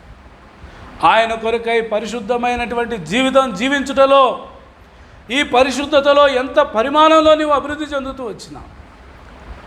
ఇది నాన్న ప్రభు మనతో మాట్లాడుతూ ఉంటున్నాడు. దేవుని ప్రజలైనటువంటి ఇశ్రాయేలీలతో తాను వాగ్దానం చేసి 19వ అధ్యాయంలో, తర్వాత ముందు ఉన్నటువంటి అధ్యాయాల్లో మనం చూస్తే కనుక వాళ్ళు ఐగుప్తులో నుంచి బయటికి వచ్చినారు, గొప్ప సంతోషంతో వచ్చినారు. వాగ్దానాన్ని, కనాను దేశం అంటే ఆత్మీయమైనటువంటి సంపూర్ణమైనటువంటి పరిపక్వతను వాళ్ళు స్వాస్థ్యముగా పొందాలనేటటువంటి ఉద్దేశంతో బయటకు వచ్చినారు. అయితే వారి యొక్క హృదయంలో నుండి ఏం పోలేదంట, ఐగుప్తు పోలేదు. ఎవరి నిమిత్తమై దేవుడు ఆ యొక్క గొప్ప పస్కా బలిగా గొర్రెపిల్లను వధించి వాళ్ళని బయటకు తీసుకొచ్చి వచ్చినాడో, ఆ యొక్క ప్రజలే ఇంకా ఐగుప్తును పోగొట్టుకోలేకుండా ఉంటూ వచ్చినారు. యవనస్తురాలా, దేవుని కొరకై జీవించే జీవితంలో నీ హృదయంలో ఈ దినాన ఏముంది? దేవుడు ఉన్నాడా? ఐగుప్తు ఉన్నదా? దేవుని పరిశుద్ధత ఉన్నట్టు ఉంటున్నదా? లేకపోతే ఇంకా ఐగుప్తు యొక్క ఆశలు, ఈ లోక సంబంధమైనటువంటి ఆశలు, ఈ లోక సంబంధమైనటువంటి విషయాలలోనే నీవు ఇంకా మునిగి ఉంటున్నావా? నాకు ఇది లేదే, అది లేదే, ఇంకా నేను అది పొందలేదే అని కలవరంలో, చింతలో బాధపడేటటువంటి వానిగా ఉంటున్నావా? దేవుని యొక్క ప్రణాళిక ఏంటంటే నిన్ను ఆ యొక్క పరిపూర్ణతలోనికి, పరిపక్వతలోనికి తీసుకువెళ్ళాలి. ఇశ్రాయేలీయుల ప్రజల యొక్క జీవితాన్ని మనం చూసినట్లయితే, ఒక మాట, మనం సమయం లేదు కాబట్టి ఎన్నో విషయాలు ఉంటున్నాయి. హెబ్రీలకు రాసిన పత్రిక, ఇదే గ్రంథకర్త ఏమని రాస్తాడంటే, హెబ్రీ పత్రిక మొదటి అధ్యాయంలో మొదటి 5 అధ్యాయాలు యేసుక్రీస్తు ప్రభువారి యొక్క జీవితాన్ని గురించి రాయబడి ఉంటున్నది అన్నమాట. కాబట్టి ఆయన నా కుమారుడని, నేను నిన్ను కని ఉన్నానని ఆయనను అంగీకరించడం ద్వారా మనల్ని కూడా కుమారులుగా చేస్తూ వచ్చాడు. 2వ అధ్యాయంలో మనం చూస్తే 3వ వచనంలో ఎంతో గొప్ప రక్షణ ఇచ్చినాడు. ఇంత గొప్ప రక్షణను నేను నిర్లక్ష్యం చేస్తే ఎలాగ తప్పించుకుంటా? కాబట్టి దేవుని ప్రజలైనటువంటి ఇశ్రాయేలీయులను వాళ్ళను రక్షిస్తూ వచ్చినాడు. వారు ఇచ్చినటువంటి రక్షణ ఏమైపోతూ వచ్చిందంటే 43వ అధ్యాయము 8వ వచనంలో, నేడు మీరు ఆయన శబ్దమును వినిన ఎడల అరణ్యములో శోధన దినమందు కోపం పుట్టించినప్పుడు వల్లే మీ హృదయములను కఠినపరచుకొనుడి. 9వ వచనంలో, 40 సంవత్సరములు నా కార్యములను చూచి మీ పితరులు నన్ను పరీక్షించి శోధించిరి. 10వ వచనంలో, కావున నేను ఆ తరం వారిని విసిగి వీరెల్లప్పుడూ తమ హృదయాలోచనలో తప్పిపోవచ్చున్నారు, నా మార్గములను తెలుసుకొనలేదని గనుక నేను వారి కోపంతో ప్రమాణం చేసినట్టు వారు నా విశ్రాంతిలో ప్రవేశింపరని చెప్పి తిని. కాబట్టి ఇక్కడ చూస్తే కదా ఎంత గొప్ప మాటలు ప్రభు మాట్లాడుతాడు. వాళ్ళు ఏం చేస్తూ వచ్చినారు? హృదయంలో, ఆలోచనలలోనూ తప్పిపోతూ వచ్చినారు. దేవుడు మన యొక్క హృదయాలను శోధించేవాడు, మన హృదయాలను పరీక్షించేవాడు. కాబట్టి మన ఆత్మీయ జీవితంలో, దైవజనుడైన భగత్ సింగ్ గారి జీవితంలో 40 years ఆయన ప్రభు యొక్క సేవను ముగించిన తర్వాత ఆయన చెప్పినటువంటి, ఎవరు ప్రశ్నిస్తే కన్నా ఏమని చెప్పాడంటే, ఈ 40 సంవత్సరాలు దేవుడు నన్ను ఏం చేసినాడు? పరీక్షించినాడు. కాబట్టి దేవుడు దాసులు, ఆయన యొక్క దృష్టి, ఆయన నేత్రాలు, ఆయన దేవుని యొక్క ప్రణాళిక, దేవుని చిత్తం ఎంత పరిపూర్ణంగా ఎరుగుతూ వచ్చినాడు. ఎందుకంటే ఈ లోకంలో మనం నివసించే 70, అధిక బలం ఉంటే 80 సంవత్సరాలు.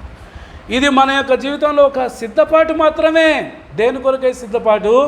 పరలోకం కొరకై సిద్ధపాటు, దేవుని సింహాసనం కొరకై సిద్ధపాటు, దేవుని రాజ్యం మహిమ పొందేదాని కొరకై సిద్ధపాటు. ఈ ప్రణాళికను ఎరిగి జీవిస్తూ ఉంటున్నావా? తలంపు ఏంటంటే వారి హృదయంలో ఉన్న ఆలోచనలు, నీ హృదయం ఏముందిగా, నీ ఆలోచనలు ఏ విధంగా ఉంటున్నాయి? పరలోకం కొరకై రక్షించబడినావని చెప్పుకుంటున్నావు, కానీ నీ హృదయం విధాన తెరిచి చూస్తే ప్రభువు చూసినటువంటి పరిశుద్ధత నీలో ఉంటున్నదా? దేవుని ప్రేమ చేత నింపబడినావా? దేవుని సమాధానంతో, దేవుని సంతోషముతో, దేవుని యొక్క ఆశా నిగ్రహంతో, దేవుని యొక్క మంచితనంతో, దేవుని ఎడల విశ్వాసముతో, దేవుని ఎడల దీర్ఘశాంతం కలిగినటువంటి వాడవై ఆత్మ యొక్క ఫలము చేత నింపబడిన వాడిగా ఉంటున్నావా? లేనట్లయితే శరీర సంబంధమైన కోరికలు, మోహము, ఆ యొక్క ఈ ఆకర్షణ, లోకము, కాబట్టి కాని దాన్ని ఆశిస్తూనే వెళ్తుంటున్నావా? ఈ దినాల యొక్క సత్యం ఏంటంటే ప్రభు ఆ యొక్క చివరి సంఘాన్ని చూసి ఏమంటున్నాడంటే, నీవు ఆత్మీయంగా గుడ్డివాడవు, ప్రభువును చూడలేనటువంటి స్థితి, పరిశుద్ధత లేదు, రక్షించబడినాం కానీ లోపల పరిశుద్ధత లేదు. కాబట్టి ప్రభువును చూడలేకపోతూ ఉంటున్నాం. విశ్వాసముల కర్తయు దాన్ని కొనసాగించువాడైన యేసు వైపు చూసి ఆ యొక్క విశ్వాస పరుగు పందెంలో ఎంతవరకు నువ్వు కొనసాగినావు? లేకపోతే ఆత్మీయంగా లోక ఆకర్షణకు లోబడి నీ మార్గం తప్పించుకున్నట్లయితే ఈ యొక్క సాయంకాలం ప్రభు నీకు నేరుగా మాట్లాడుతుంటున్నాను, నా బిడ్డ, నేడు అని సమయం ఉండగానే తిరిగి మళ్ళీ ఈ యొక్క సమయం నీకు రాకపోవచ్చు. ఆయన యొక్క మధురమైనటువంటి స్వరం నీతో మాట్లాడుతూ ఉంటుండగా, అరణ్యంలో మన పితరులు కోపం పుట్టించినటువంటి జీవితం మనం జీవించే కుందుముగాక. దేవుని యొక్క స్వరాన్ని విని, ప్రభా నా హృదయంలో ఈ విషయం ఉంటుంది, నా హృదయంలో ఈ విగ్రహం ఉంటున్నది, నా హృదయంలో ఈ తిరుగుబాటు ఉంటున్నది, నా యొక్క హృదయంలో ఈ అవిధేయత ఉంటున్నది, నా హృదయంలో ఈ లోకం ఇక్కడ ప్రవేశించి స్థానాన్ని ఆక్రమించుకుని నేను ముందుకు సాగలేకపోతూ ఉంటున్నాను, ద్వంద్వ మనసుతో ఉంటున్నాను, వేషధారణతో ఉంటున్నాను, కపటముతో జీవిస్తూ ఉంటున్నాను, అసూయతో జీవిస్తూ ఉంటున్నాను, ప్రభు యొక్క పరిశుద్ధతను కోల్పోయినానయ్యా. ఆ కన్నీటితో నీవు సందర్భంలో ప్రభు పిలుస్తూ ఉంటాయా వచ్చినట్లయితే, ప్రభు మన యొక్క జీవితాన్ని, నీ దుష్ట హృదయాన్ని, నీ పాపపు హృదయాన్ని, కఠినమైనటువంటి హృదయాన్ని మార్చి నీ యొక్క నూతనమైనటువంటి హృదయాన్ని దయచేసేదానికి ప్రభు నీతో మాట్లాడుతుంటున్నాడు. ప్రభు స్వరాన్ని వింటున్నావా? ఒకవేళ అలక్ష్య పెట్టినట్లయితే దేవుని యొక్క ఉగ్రత నుంచి నీవు నేను ఎవరు కూడా తప్పించుకో. కాబట్టి ఆయన యొక్క రాకడను గురించినటువంటి మొదటి రాకడను గురించి యోహాను చెప్తూ వచ్చినాడు. ఏమని చెప్తూ వచ్చినాడంటే, సర్ప సంతానమా, రాబో యొక్క ఉగ్రత నుండి మిమ్మల్ని తప్పించ వాడెవడు, మారు మనసుకు తగిలినటువంటి ఫలాలు మీరు ఫలించుడి. ప్రభువైన యేసుక్రీస్తు వారు రాకముందు ప్రకటిస్తూ వచ్చినాడు.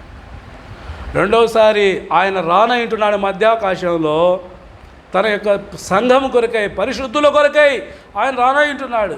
ఒకవేళ ఈ పరిశుద్ధత నీ జీవితంలో మిస్ అయినట్లయితే నీవు ఆయన ఎదుర్కొనలేవు. కాబట్టి ఆయన రెండోసారి రాకముందు తన దాసుల ద్వారా మాట్లాడుతుంటున్నాడు. ఐగుప్తు విడిచినటువంటి ఆ యొక్క ఇశ్రాయేలు ప్రజల్లో హృదయంలో ఏ విధంగా కఠినము, పాపము, ఐగుప్తు ఆశలు ఉంటూ వచ్చినాయో ఈ మధ్యాహ్న కాల సమయం, ఈ యొక్క సాయంకాల సమయంలో నీ హృదయాన్ని చూచేయాలని మాట్లాడుతుంటున్నాడు. ఇంకా ఇది నీ హృదయంలో లేదా? ఈ అవిధేయత లేదా? తిరుగుబాటు లేదా? ఈ పాపం లేదా? ఈ చూపు లేదా? ఈ తలంపులు లేవా? ఈ నడవడిక లేదా? ఈ విధంగా నువ్వు జీవిస్తూ ఉండలేదా? ప్రభు మాట్లాడుతూ ఉంటుండగా ప్రభు దగ్గరికి వచ్చేసాయి. ప్రభు ప్రేమాసురం విని. కాబట్టి రెండవదిగా మనం చూసినట్లయితే కదా, ఇది ఆయన యొక్క పరిశుద్ధుడైనటువంటి దేవుడు, పరిశుద్ధమైనటువంటి ఆ యొక్క ప్రణాళిక కలిగినటువంటి దేవుడు. కాబట్టి ఎవరికి సెలవిస్తాడంటే ఆయన పరిశుద్ధులైనటువంటి వారితో ఆయన మాట్లాడనై ఉంటున్నాడు. కాబట్టి ఆయన సంఘముతో ఆయన మాట్లాడుతుంటున్నాడు. ఆయన స్వరక్తం ఇచ్చి సంపాదించినటువంటి ఆయన యొక్క జనముతో ఆయన మాట్లాడుతూ ఉంటున్నాడు. ఆయన రాజులైన యాజకులుగా ఎవరైతే ఉండాలని కోరుకుంటూ వచ్చినాడో, స్వరక్తం ఇచ్చి, క్రయం ఇచ్చి, కలవరి శిలువలో మరణించి, రక్తాన్ని కార్చి సంపాదించుకుంటూ వచ్చినాడో వారితో ఇప్పుడు మాట్లాడుతుంటున్నాడు. వేరే వాళ్ళతో మాట్లాడడం లేదు. రక్షించబడినావు, ప్రభు యొక్క శరీరంలోనికి చేర్చబడుతూ వచ్చినావు, ప్రభు నీకు ఒక ఉనికిని ఇచ్చినాడు. క్రీస్తులోని యొక్క స్థానం ఏంటి? ఆయన పరలోకములో నిన్ను కూర్చుండబెడుతూ వచ్చినాడు. మామూలు స్థానం ఇవ్వలేదు నీకు. ఆయన పరలోకపు సిటిజన్షిప్ ఇచ్చినాడు, పరలోక పౌరసత్వం ఇచ్చినాడు. పరలోకంలో నీవే ఆయనతో కూడా పరిపాలన చేసేవానిగా చేస్తూ వచ్చినాడు. ఫిలిప్పీ పత్రికలో, ఎఫెసీ పత్రికలో, కొలస్సీ పత్రికలో మనం చదివినట్లయితే కదా. కాబట్టి ఆయన సెలవిస్తూ ఉంటున్నాడు. ఏమని సెలవిస్తాడు? నేను నీకు ఇంత భాగం ఇచ్చినాను. Positionally we are seated in heavenly places. అయితే ఫంక్షనలీ ఆయన సంఘంలో మనం ఉండి ఆ సంఘంలో నీకు ఇచ్చిన పని ఇచ్చిన. కాబట్టి ఆయన రాజుగా, ఆయన యొక్క యాజకునిగా నిన్ను చేస్తూ వచ్చినాడు.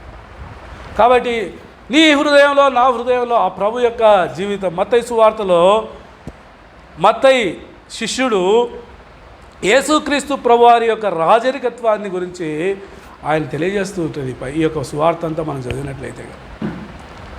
కాబట్టి ఆ సువార్తలో నుంచి మనం ఒక సత్యాన్ని, ఈ లోకంలో నిన్ను నన్ను ప్రభు సెలవిస్తాను, నిన్ను నన్ను ఎన్నో శోధనలు వస్తాయి,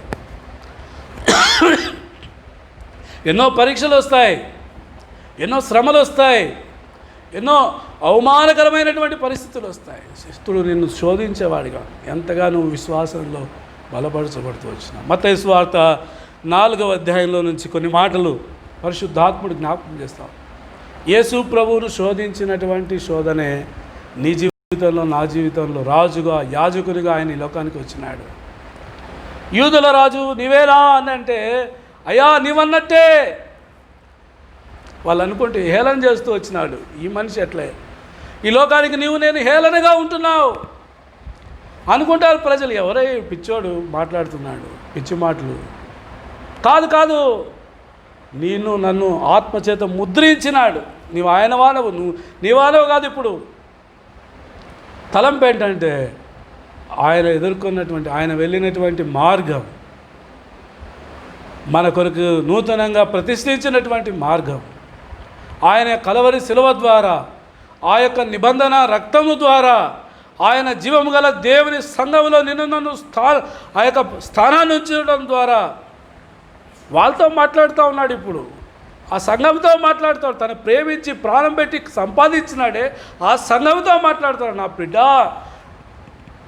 ఓ రాజా, ఓ యాజకుడా, నేను నీతో మాట్లాడుతుంటున్నాను. నీకు ఈ లోకంలో శరీరకంగా, మత్తయి సువార్త 4వ అధ్యాయంలో ఒక తలంపు మనం చూసుకొని మనము ఆయన ఏమని సెలవిస్తూ ఉంటున్నాడో మనతో మాట్లాడుతున్నాడు గ్రహిస్తాం. మత్తయి సువార్త 4వ అధ్యాయం. ఇవన్నీ మనకు బాగా పరిచయమైనటువంటి తలంపులే పరిశుద్ధాత్ముడు తిరిగి జ్ఞాపకం చేస్తూ ఉంటాడు. కాబట్టి ఇక్కడ యేసు ప్రభువారు ఈ రొట్టెను రాతిగా చేసుకోవడం, కాబట్టి రెండవదిగా దేవుణ్ణి మొక్కడము, మూడవదిగా ఈ లోక మహిమంతా చూపించి ఇదంతా నేను నీకు ఇస్తాను. శరీరాశ, నేత్రాశ, జీవపు డంబము. ప్రభువైన యేసుక్రీస్తు వారు ఒక రాజుగా, ఆయన రాజు అయ్యుండి ఈ లోకంలో ఈ శోధన గుండా వెళ్తూ వచ్చిన. కాబట్టి మన యొక్క శరీరంలో నీవు నేను ఒక రాజుగా, ప్రభు రాజుగా ఉంటున్నాడా? ప్రభు రాజుగా ఉన్నట్లయితే నీవు వీటిని జయించగలుగుతావు. నీ జీవితంలో ప్రభువుగాక నీ స్వయం రాజు అయితే కదా వీటిని జయించలేవు. లేకపోతే వేరే వ్యక్తులు నువ్వు రాజుగా పెట్టుకున్నట్లయితే నువ్వు జయించలేవు. లేకపోతే శత్రువు అయిన సాతాను నువ్వు రాజుగా పెట్టుకున్నట్లయితే నువ్వు వీటిని జయించలేవు. కాబట్టి సంఘమునకు ఆయన శిరస్సు, ఆయనే నీకు రాజు, ఆయనే నీకు అన్నింటిలో ప్రథముడుగా నీవు ఉన్నట్లయితేనే నీవు జయించగలుగుతావు. శరీరాశ రొట్టెను రాతిగా. కాబట్టి ఏశావుని గురించి మనం గత దినాలు చూస్తూ వచ్చినాం. ఒక్క పూట కూటి కోసం తన జ్యేష్ఠత్వాన్ని అమ్ముకున్నటువంటి ఏశావు వంటి భ్రష్టుడైనను, వ్యభిచారి అయినను ఒకవేళ మీలో ఉండునేమో జాగ్రత్తగా చూసుకొని. కాబట్టి మనుషుడు రొట్టె వల్ల మాత్రమే కాదు, దేవుని నోటి నుండి వచ్చే ప్రతి మాట వల్ల జీవించునని ప్రభు జయిస్తూ వచ్చిన. యవనస్తులారా, మీరు బలవంతులు, దేవుని యొక్క వాక్యం మీ యందు ఉంటున్నది. యవనస్తులు దేని చేత తమ యొక్క నడతను శుద్ధిపరచుకుంటున్నారు? నీ వాక్యమును బట్టి జాగ్రత్తగా చూసుకున్నట్టు వల్లే కదా దేవుని యొక్క మాట నీ జీవితంలో అన్నిటికంటే ప్రాముఖ్యమైనదిగా ఉంటున్నదా? ప్రభువా, నీ మాట ఇవి నా జీవితంలో ఇది చేయాలని నీవు ఇచ్చయించినావు, ముందుగానే ప్రణాళిక కలిగి ఉంటున్నావు. నీ మాట నేను వింటూ ఉంటున్నానా? మాట వినలేనటువంటి వానిగా ఉంటున్నాను. ఇశ్రాయేలీయుల ప్రజల యొక్క జీవితాన్ని చూస్తే ఈ ప్రజలు కన్నులుండి చూడలేదు, చెవులుండి వినలేదు, హృదయంతో నా యొక్క ప్రణాళికను గ్రహించలేకపోతూ వచ్చినారు. అంటే రక్షణ పొందిన తర్వాత కూడా పాపము నీలో ఉన్నట్లయితే, పాపము నిన్ను పరిపాలిస్తూ ఉన్నట్లయితే, నువ్వు లొంగిపోయినట్లయితే, నీలో ప్రత్యేకత లేకపోతే ఆయన చెప్పేది ఏదో నువ్వు వినలేవు. ఏదో కొత్తగా ఉంటుంది నీకు, ఇదంతా తలకాయ నొప్పిగా ఉంటుంది. ఎప్పుడయ్యా చెప్పిందే చెప్తా ఉంటున్నారు, మమ్మల్ని చంపుతా ఉండారు అనుకుంటావు. లోకంలో మీకు శ్రమ కలుగును, ఆయనను ధైర్యం వహించుడి, నేను లోకంను జయించి ఉంటున్నాను. ఈ లోకంలో నీకు వచ్చినటువంటి ఆకర్షణలకు నీ శరీరము కాని దాని కొరకై, అందుకని ఆశా నిగ్రహం, తన యొక్క నీ మనసును నిలుపుకుంటున్నావా? పాపం చేయకుండా, పాపాన్ని ఆశించకుండా. ఎవరు నన్ను చూడలేదులే, ఏం కలలు కంటున్నావు? ఎవరిని చూసి ఏమని తలంచుకుంటున్నావు? ప్రజలను యేసుప్రభువారిని గురించి నువ్వు ఎంతవరకు ఎరుగుతూ వచ్చి ఉంటున్నావు? ఆయన శరీరంలో భాగమైనవే, ఆయన నీకు శిరస్సై ఉన్నాడు, ఆయన నీకు ప్రధానుడు, ఆయన నీకు అన్నింటిలో విజయం ఇచ్చేవాడుగా ఉంటున్నాడా?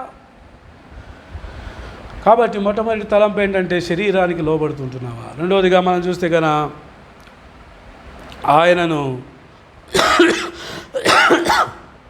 నేత్రాశ కాని దాని కొరకై ఈ లోకంలో సంఘంలో ఉంచినాడు ప్రభు నిన్ను. నీకు ఒక పని ఇచ్చినాడు, నీకు కొన్ని తలాంతులు ఇచ్చినాడు. చూడు, ఒక్క తలాంతు కలిగిన వానిగా భూమిలో దాచిపెట్టి వాళ్ళను వీళ్ళని చూసి అసూయపడి, వాళ్ళను వీళ్ళని చూసి కలవరపడి, వాళ్ళని వీళ్ళని చూసి నీ జీవితాన్ని ఎందుకు నష్టపరుచుకుంటా? నీకు 2 ఇచ్చినాడే, నీకు 5 ఇచ్చినాడే. ఏంటా 2 అంటే ఆయన యొక్క ప్రార్థన, ఆయన వాక్యాన్ని ప్రకటించుట. రెండవ తలాంతు ఏంటంటే ఆయన గురించి, ఆయన సంఘాన్ని గురించి నువ్వు మానక విజ్ఞాపన చేయుట. చేస్తూ ఉంటున్నామా ఈ 2? 5 తలాంతులు ఏంటంటే దైవ కృపనిచ్చినాడు. నువ్వు బలహీనుడు, నీకేం రావు, పాట పాడేది రాదు, వాక్యం చెప్పేది రాదు, లేకపోతే నువ్వు ఏం చేయలేవు. 5 తలాంతులు నీకుంటున్నాయి, దైవ కృప ఉంటున్నది. ప్రభా, నీ బిడ్డలు ఈ పరిచర్యలో ఉంటున్నారయ్యా, నీ ప్రజలు నీవు కాపలా చేయి, నీకు పోరాడు ప్రార్థనలో. దేవుని చిత్త ప్రకారంగా వాళ్ళు సంపూర్ణులయ్యేదాని కొరకై ఒక ప్రణాళిక కలిగి ఉండి వాళ్ళ కొరకై నువ్వు ప్రార్థన చేస్తురా. 5 తలాంతులు నీకు ఇచ్చినాడు. నాకేమీ లేదు, నన్ను ఎవరు చూడలేదు, పట్టించుకోలేదు, నేను వెళ్ళిపోతాను, ఇంకో చోటుకు పోతాను. గ్రహింపు లేకుంటున్నావా? ఆత్మీయంగా రక్షించబడి దేవుడు నిన్ను ఏ పని కొరకై, ప్రతి వానికి, ఇది నా మాటలు కాదు, దేవుని మాటలు, ప్రతి వానికి వాని పని నియమించాను.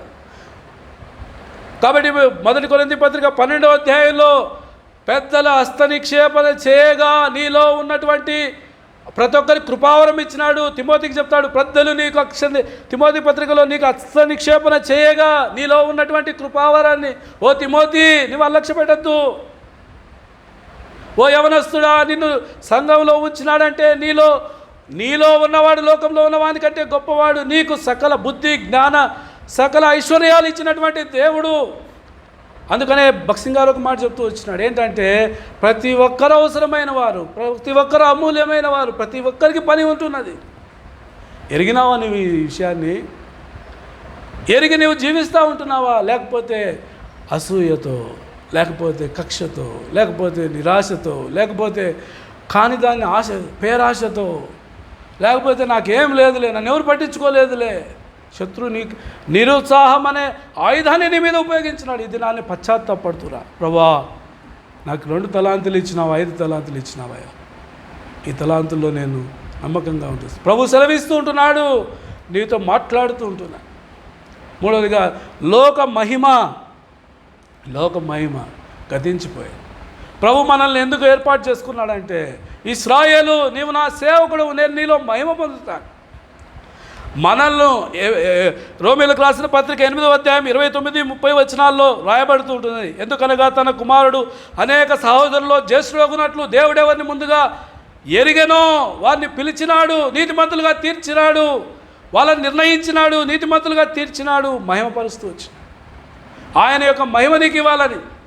శత్రువు ఇక్కడ వచ్చి రాజు, ఆయన రాజులకు రాజు, ఆయన ప్రభువులకు ప్రభు, నన్ను మొక్కు, నాకు సాగిలపడు, నీకు ఈ మహిమంతా నీకు ఇస్తాను. అయితే శత్రువు మనల్ని ఎట్లా శోధిస్తాడంటే, అయ్యా నీ వంటి వాడేవాడండి. ఈ దినాల్లో సంఘాల్లో దేవుని ప్రజల మధ్యలో మనల్ని పడగొట్టేది ఏంటంటే మనుషుని యొక్క మెప్పు. నా జీవితంలో ఒక దైవజనుడు నేను సేవ ఆరంభించినటువంటి మొదటి నాకు ప్రార్థన చేస్తాను, నాకు మాట చెప్పాడు. ఏం చెప్పాడంటే, మనుషులను మెప్పు ఎప్పుడు కూడా మెప్పించొద్దు, మనుషుల మెప్పు ఎప్పుడు కోరొద్దు. అయితే ప్రజలు ఇదే చేస్తారు. నీకు సాటైనవాడు ఎవడన్నా, నిన్ను పోలినవాడు ఎవడన్నా, ఎందుకంటే నీలో హృదయంలో ఉండేటివన్నీ వాళ్ళు తెలుసుకోవాలి. నీ జీవితాన్ని భ్రష్టు పట్టించాలని, నీ జీవితాన్ని పడగొట్టాలని నిన్ను అంత మంచోడు ఎవరు లేరు బ్రదర్. వీళ్ళు ఎప్పుడు ఈ మనిషికి ఎప్పుడు పని లేదు పాట లేదు, నేను తిడుతూనే ఉంటాడు. ఎప్పుడు నిన్ను సరిచేస్తూనే ఉంటాడు. వాని జీవితం ఎప్పుడు చూసుకోడు. నీపై నాయకులుగా ఉంచిన వారు, నీపై అధ్యక్షులుగా ఉంచిన వారు, నీకు కాపలు ఒక దినాన వాళ్ళు దేవునికి లెక్క చెప్పాలి కాబట్టి వాళ్ళు చెప్తా ఉన్నారు. ఊరికేం చెప్పడం లేదు. ప్రభు ప్రతి ఒక్కరి విషయమే లెక్క అప్పగించేవాడు. ముందు విషయంలో చూస్తాం మనం దాన్ని. కాబట్టి నిన్ను మెప్పిస్తారు. నిన్ను పోలిన వాడెవరండి? నీకు సాటి అయినటువంటి వాళ్ళు ఎవరు? నీ అంత ఆత్మీయులు ఎవరు లేరు? మీలాగా వాక్యం ఎవరు చెప్పలేరు? ఎన్నో విషయాలు. దేవుని మహిమను దొంగలించేది ఏదైనా సరే, నా ప్రభువు నా జీవితంలో ప్రముఖుడు, నా జీవితం ద్వారా నా ప్రభువే మహిమ పొందాలి, నా జీవితం ద్వారా నా ప్రభువే అత్యున్నతంగా హెచ్చించబడాలి. పౌలు ఏం చెప్తా వచ్చినాడంటే, తన స్వకీయ మహిమను మమ్మల్ని మెప్పించుకునేదానికి చెప్పలేదండి. క్రీస్తు సిలువనే ప్రకటిస్తూ వచ్చినాము. క్రీస్తు నామమును హెచ్చరించుటకు, ఖండించుటకు, బుద్ధి చెప్పుటకు, పరిశుద్ధమైనటువంటి లేఖనముల ద్వారా ఆ యొక్క సంఘంలో అటువంటి దైవ శిరస్వత్వం ఆ విధంగా పెరుగుతూ వచ్చిన. పాపాన్ని సహించలేం, అవిధేయతను సహించలేం, తిరుగుబాటును ఒప్పుకోము, అపవిత్రతను ఒప్పుకోము. బయట ఒకటి లోపల ఒకటి మాకు చేత కాదు అని పౌలు చెప్తూ వచ్చినాడు. నీ జీవితం ఆ విధంగా ఉంటున్నదా? లేకపోతే ప్రభువుని అమ్ముకునేవాడిగా ఉంటాం. ఇక్కడిది అక్కడ, అక్కడిది ఇక్కడ, వాళ్ళ దగ్గర మంచి పేరు, వీళ్ళ దగ్గర మంచి పేరు, వీళ్ళ దగ్గర మంచి, ప్రజలందరూ మంచి పేరు ఇవ్వగలుగుతారు. నేను ఎవరిని ఉద్దేశించి మాట్లాడడం లేదు. ఈ లవోదికీయ సంఘంలో ఉండేటటువంటి ఆ యొక్క బలహీనతనే ఎత్తి చూపించి మీతో చెప్తూ ఉంటున్నా. ఆత్మీయమైనటువంటి గురుడితనము, ప్రభువుకు మహిమ రావాల్సినటువంటి విషయాలన్నీ కూడా స్వకీయ మహిమ కొరకు విగ్రహాలుగా చేసుకొని, వాళ్ళను హృదయంలో ఉంచుకొని, వాళ్ళకు దాసులై, బానిసలై, అమ్ముడుపోయి, ఈ దినాల్లో సంఘంలో ఎంతో పతనావస్థితి, ఆత్మీయ దారిద్రత. ఎందుకంటే ఐశ్వర్యవంతులుగా ఉండటకు పిలువబడిన వారు దారిద్రతను ఎందుకు అనుభవిస్తుంటున్నారంటే స్వకీయ మహిమను కోరుకుంటూ వచ్చిన ఎంతోమందిని పడిపోయిన వారి జీవితం మన ఎదుటుంటుండగా ఈ మధ్యాహ్న కాల సమయంలో ప్రభు ప్రేమించి నీతో నాతో మాట్లాడుతూ ఉంటున్నాడు. కాబట్టి ఆయన నిన్ను రాజుగా, యాజకునిగా చేస్తూ వచ్చినాడు. ఆ ప్రణాళికను అనుసరించి నీవు జీవిస్తూ ఉంటున్నావా? నీ జీవితంలో ఆయన పరలోకంలో ఈ యొక్క తలంపై ఏమని సెలవిస్తా ఉన్నాడంటే, ప్రభు, you are positionally, you are in Christ, you are seated in heavenly places, you are function in the God's body, Lord's body. ప్రభు యొక్క శరీరంలో నీకు పని ఇచ్చిన, నువ్వు శక్తి వంచన లేకుండా ప్రయాసపడుతున్నావు. ఎందుకంటే ఇది ప్రభు పని. అందుకనే పౌలు ఎఫెసీ పత్రికలో ఏమని చెప్తాడంటే, క్రీస్తుకు దాసులమై ఉన్నట్టుగా. మాట చదువుకుందామండి. ఎఫెసీ పత్రిక 6వ అధ్యాయం. దాసులారా 6వ అధ్యాయం 5వ వచనము. 6వ వచనము, దాసులారా యథార్థమైన హృదయం గలవారే, భయముతోనూ వణకుతోనూ క్రీస్తునకు వలె శరీర విషయమై మీ యజమానులైన వారికి విధేయులై ఉండుడి. మనుషులను సంతోషపెట్టు వారు చేయునట్లు కంటి కనబడుటకే కాక క్రీస్తు దాసులమని ఎరిగి దేవుని చిత్తమును మనఃపూర్వకంగా జరిగించుడి. మనుషులకు చేసినట్టు కాక ప్రభువునకు చేసినట్టే ఇష్టపూర్వకంగా ఏం చేయాలంట? సేవ చేయాలి. ఎట్లా చేయాలి మనం ప్రభుకు? భయంతో వణుకుతో క్రీస్తుకు వలె. హృదయంలో ఆ భయం ఉండాలి. ప్రభు పని, ప్రభు యొక్క మూడవదిగా మనం ఇక్కడ చూస్తే కనుక దేవుని ప్రీతికరమైనటువంటి సేవ. ఆయన సేవ ఎట్లా చేయాలంటే భయంతో వణుకుతో చేయాలి. ఎందుకంటే ప్రభువుకు చేసినట్లు చేయాలి. ప్రభు చూస్తున్నాడని చేయాలి, ప్రభు ఫలం ఇచ్చేవాడని చేయాలి. ప్రభు సిద్ధపరిచినాడు మన కోసం. ఎన్ని సిద్ధపరిచినాడు అంటే 1 కొరింథీ పత్రిక 2వ అధ్యాయం 9వ వచనం, దేవుని ప్రేమించు వారికి ఆయన సంకల్పం చొప్పున పిలువబడినటువంటి వారికి దేవుడేవి సిద్ధపరిచనో అవి కంటికి కనబడలేదు, చెవికి వినబడలేదు, హృదయమునకు గోచరం కాలేదు. కాబట్టి 2వ తలంపులో ఒక విషయం మర్చిపోయినాను. ఏంటంటే ఆయన రాజరికత్వం, ఆయన యొక్క యాజకునిగా ఆయన యొక్క సేవ చేసేదా, ఆయన మనల్ని స్థానం ఉంచినాడంటే ఆయన శరీరంలో మనం ఆయనకు ఇష్టలంగా జీవించాలి. అంతేకాకుండా ఒక తలంపు ఏంటంటే ఆయన మనం ప్రేమించే వారిగా ఉండాలి. ఎవరికి ఆయన చెప్తాడంటే ఆయన ప్రేమించే వాళ్ళకి ఏది కూడా దాచిపెట్టాడు. ఆయన మనల్ని ఎంతో ప్రేమించి ఆయన మనల్ని రాజులనుగా యాజకులనుగా చేస్తూ వచ్చినాడు. తలంపు ఏంటంటే మొట్టమొదటిగా దేవుడు ఎరగాలంటే ఆయన పరిశుద్ధుడు, రెండవదిగా ఆయన ప్రేమాస్వరూపి. ఆయన ప్రేమించే నిన్ను ఈ సంఘంలోనికి చేర్చు. ఈ సంఘంలో నీకు ఇచ్చిన పని నువ్వు చేయాలంటే తలంపు ఏంటంటే యోహాను సువార్త 21వ అధ్యాయం. యోహాను సువార్త, ఈ గ్రహింపు నువ్వు లేకపోతే ప్రభువును నువ్వేం చేయలేవు, ప్రేమించలేవు. నువ్వు ఆయన కొరకు పరిచర్య చేయలేవు. రాజుగా యాజకునిగా ఆయనకి ఏం చేయలేవు నువ్వు. తలంపు ఏంటంటే యోహాను సువార్త 21వ అధ్యాయంలో పేతురును ప్రభు 3 సార్లు అడుగు. సీమోను పేతురు చూసి యోహానుకు 15వ వచనం 21:15లో, యోహాను కుమారుడు అయిన సీమోను, వీటికంటే నీవు నన్ను ఎక్కువగా ప్రేమించుచున్నావా? నా గొర్రెపిల్లలను మేపుము, పని ఇస్తూ ఉన్నాడు. నువ్వు ప్రేమిస్తేనే, ఆయన ప్రేమిస్తేనే నీకు పని. రెండోదిగా ఆయన అడుగుతున్నాడు 16వ వచనంలో, యోహాను కుమారుడైన సీమోను, నీవు నన్ను ప్రేమిస్తుంటున్నావా? రెండోసారి అడిగినప్పుడు, నా గొర్రెలను కాయు. నువ్వు నన్ను ఈ విధంగా ప్రేమిస్తే. మూడోదిగా అడుగుతుంటాడు, యోహాను కుమారుడైన సీమోను, నువ్వు నన్ను వీటికంటే ఎక్కువగా ప్రేమిస్తూ ఉంటున్నావా? కాబట్టి ఏం చెప్తా ఉన్నాడు, నా గొర్రెలను. కాబట్టి 3 అంతల పరిచర్య సంఘంలో నువ్వు ఆయన్ని అధికంగా ప్రేమిస్తేనే నువ్వు చేయగలుగుతావు. శోధనలో పడిపోతే కన్నా, మనుషులను ప్రేమిస్తే, మనుషుల ఇష్టాన్ని ప్రేమిస్తే, మనుషుల కోరికలను సంఘంలో ప్రేమిస్తే, అయ్యో నన్ను ఇంతగా ప్రేమించినాడండి, నా అక్కర్లన్నీ తీర్చినాడు, ఆయన చెప్పింది చేయకపోతే ఎట్లా? వీటన్నిటికంటే ఎక్కువగా నన్ను ప్రేమిస్తూ ఉంటున్నావా? వీరందరికంటే నువ్వు నన్ను ఎక్కువగా ప్రేమిస్తూ ఉంటున్నావా? నా ఆజ్ఞనే నీకు. ఎందుకంటే ఒకవేళ వాళ్ళు ప్రేమించిన వాళ్ళు చెప్పింది చేయకపోతే బాధపడవచ్చు, కొద్ది కాలమే, అది టెంపరీ. నువ్వు దేవుని మాట వింటే కన్నా, దేవుని ఆజ్ఞకు లోబడితే కన్నా, దేవుని ప్రేమించి సంతోషపరిస్తే, that is eternal and ever lasting joy and peace. అది నిత్యమైన సంతోషాన్ని ఇచ్చేదిగా, నిత్యమైన సమాధానాన్ని ఇచ్చేదిగా. ఏ వ్యక్తి అయితే బాధపడుతూ వచ్చాడో ఆయనే చెప్తాడు, నా మంచి కోసం అది. నువ్వు ఆ దినాన్ని నాకు ఈ మాట చెప్పకపోయింటే, నన్ను సరిచేయకపోయింటే, నన్ను గద్దించకపోయింటే, ఇది నేను భ్రష్టుని అయిపోయేవాడు. ఎంతమంది దైవజనుల దగ్గరికి వచ్చి మాట్లాడుతూ వచ్చాను. ఈ దినాల్లో అటువంటిది లేదు. రాజీ పడిపోయినా. ఇంత పెద్ద ఆయనే, ఇంత ధనవంతుడే, ఎట్ట చెప్పగలుగుతాను నేను ఈ మాట? వీరందరికంటే నీ ప్రభువు అధికుడు.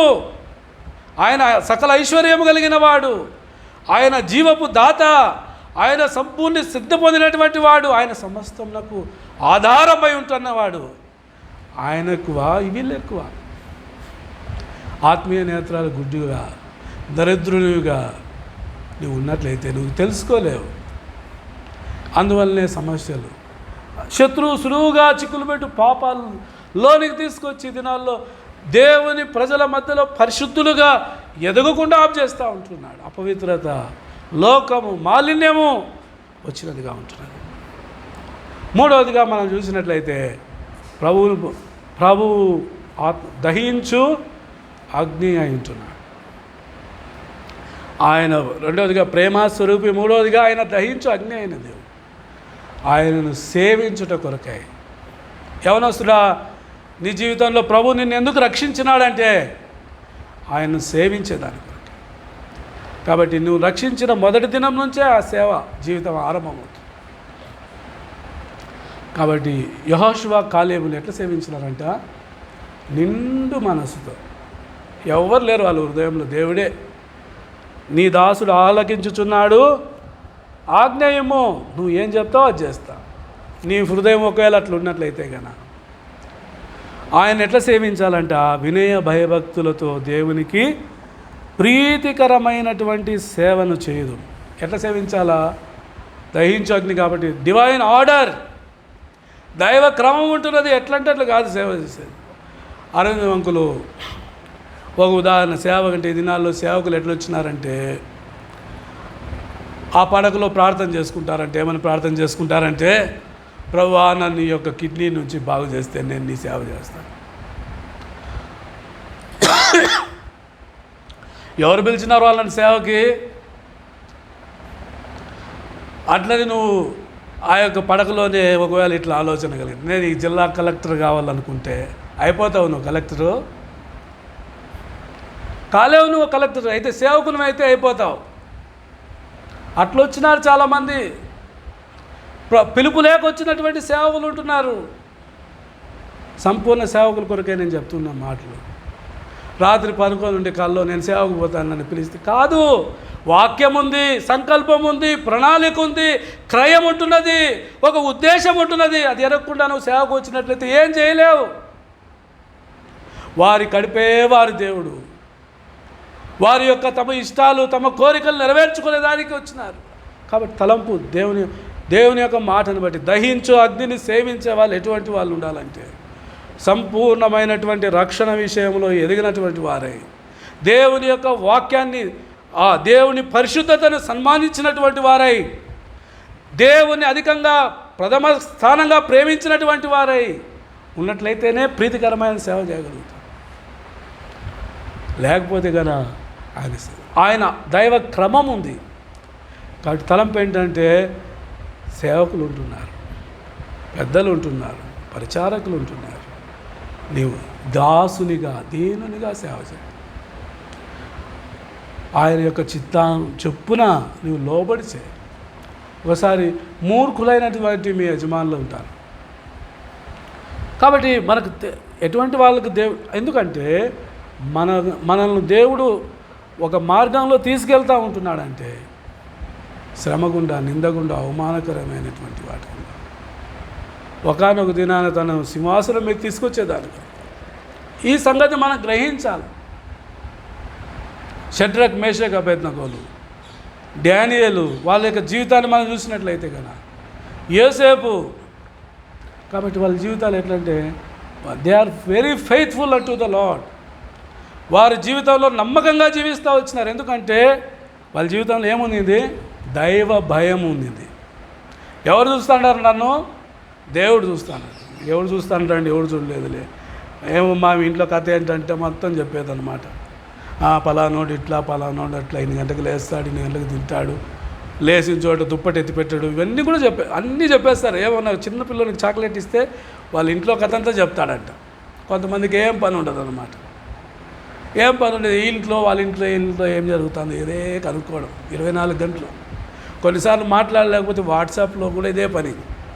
జాగ్రత్త, ఒకనొక దినం రానాయి ఉంటున్నది. దేవుడు నిన్ను సేవించేదానికి పిలిచినాడు. దేవుడు నిన్ను ప్రతి ఒక్కరి బాధ్యత. ఎవరి జీవితం నుండి ఈ పునాది మీదకి రా, ప్రభువా నువ్వు నన్ను సేవించేదానికి పిలిచినావు. ఏ పరిమాణంలో నేను నిన్ను సేవించాలా? నా హృదయము నిండు మనసుతో, పూర్ణ హృదయంతో, పూర్ణ ఆత్మతో, పూర్ణ బలముతో దేవుని యొక్క మందిరంలో, దేవుని యొక్క ప్రజల కొరకై, దేవుని యొక్క దాసుల కొరకై, దేవుని యొక్క పని కొరకై నా యొక్క బలాన్ని, నా యొక్క ధనాన్ని, నా యొక్క సర్వస్వాన్ని నీ కొరకే అర్పిస్తాను. ఆ విధంగా ఉంటున్నదా? యవనస్తుడా, ప్రభు నీతో మాట్లాడుతూ ఉంటాడు. ప్రభు నిన్ను సేవించే దాని కొరకై ఆయన యొక్క సంకల్పం అయి ఉంటుంది. ఒకవేళ నిన్ను పూర్తిగా ప్రభు సేవకు పిలుస్తూ ఉంటే కదా, ఎవరిని చూడొద్దు, ప్రభుని చూడు. ప్రభు యొక్క అక్కర ఉంటున్నది, ప్రభు అవసరమై ఉంటున్నారు. ఎందుకంటే ఎవరు నీ జీవితం ఒకవేళ నీ పరిశుద్ధంగా లేకపోతే, నీ జీవితం ఆయన యొక్క ప్రేమించేవానిగా నువ్వు లేకపోతే కనుక, ఒకవేళ నేను ఏదో ఊరికేనే సేవకు వస్తే రావద్దు. నువ్వు నీ జీవితానికి అది నీకు నష్టమే. వాస్తవికమైనటువంటి గ్రహింపు కలిగి, దేవుని పిలుపు కలిగి, దేవుని వాగ్దానాన్ని కలిగి, దేవుని యొక్క హృదయము సంఘము నిమిత్తమై, ప్రభు ప్రజల నిమిత్తమై భారం కలిగి నీవు ఉన్నట్లయితే ఇప్పుడే రాను. అప్పుడు వస్తేనే నీకు అది ఆశీర్వాదం. ఎందుకంటే దేవుడు దహించు అగ్ని అయి ఉంటున్నాడు. ఆయన సెలవిస్తుంటున్నాడు మనం అలాగూ మూడవదిగా మనం చూస్తూ వచ్చినాం, మనం అలాగూ చేయదు. ఎవరు ఎలాగ చేయాలో? మనము దైవ క్రమాన్ని అనుసరించి, దేవుని యొక్క ఆజ్ఞకు లోబడి, దేవుని యొక్క శిరసత్వం క్రింద, దేవుని యొక్క రాజరికత్వం కింద. కాబట్టి దినాల్లో చివరి దినాలు, మోసపరిచేటటువంటి దినాలు. కాబట్టి మన జీవితం ఎట్లు ఆయన సేవిస్తూ ఉంటున్నాం. దేవుని చిత్త డివైన్ ఆర్డర్ ఏముందన్న ఆర్డర్ అనుకుంటున్నా, ఏం చేయలేకపోతున్నామని ప్రశ్నిద్దాం. ఒకవేళ నిజంగా నీ జీవితం పరిశుద్ధంగా ఉన్నట్లయితే, అన్నిటికంటే నిజంగా నువ్వు ప్రభువుని ప్రేమిస్తూ ఉన్నట్లయితే, ఆయన్ను సేవించుటలో నిన్నెప్పుడు దేవుడు విడిచిపెట్టాడు.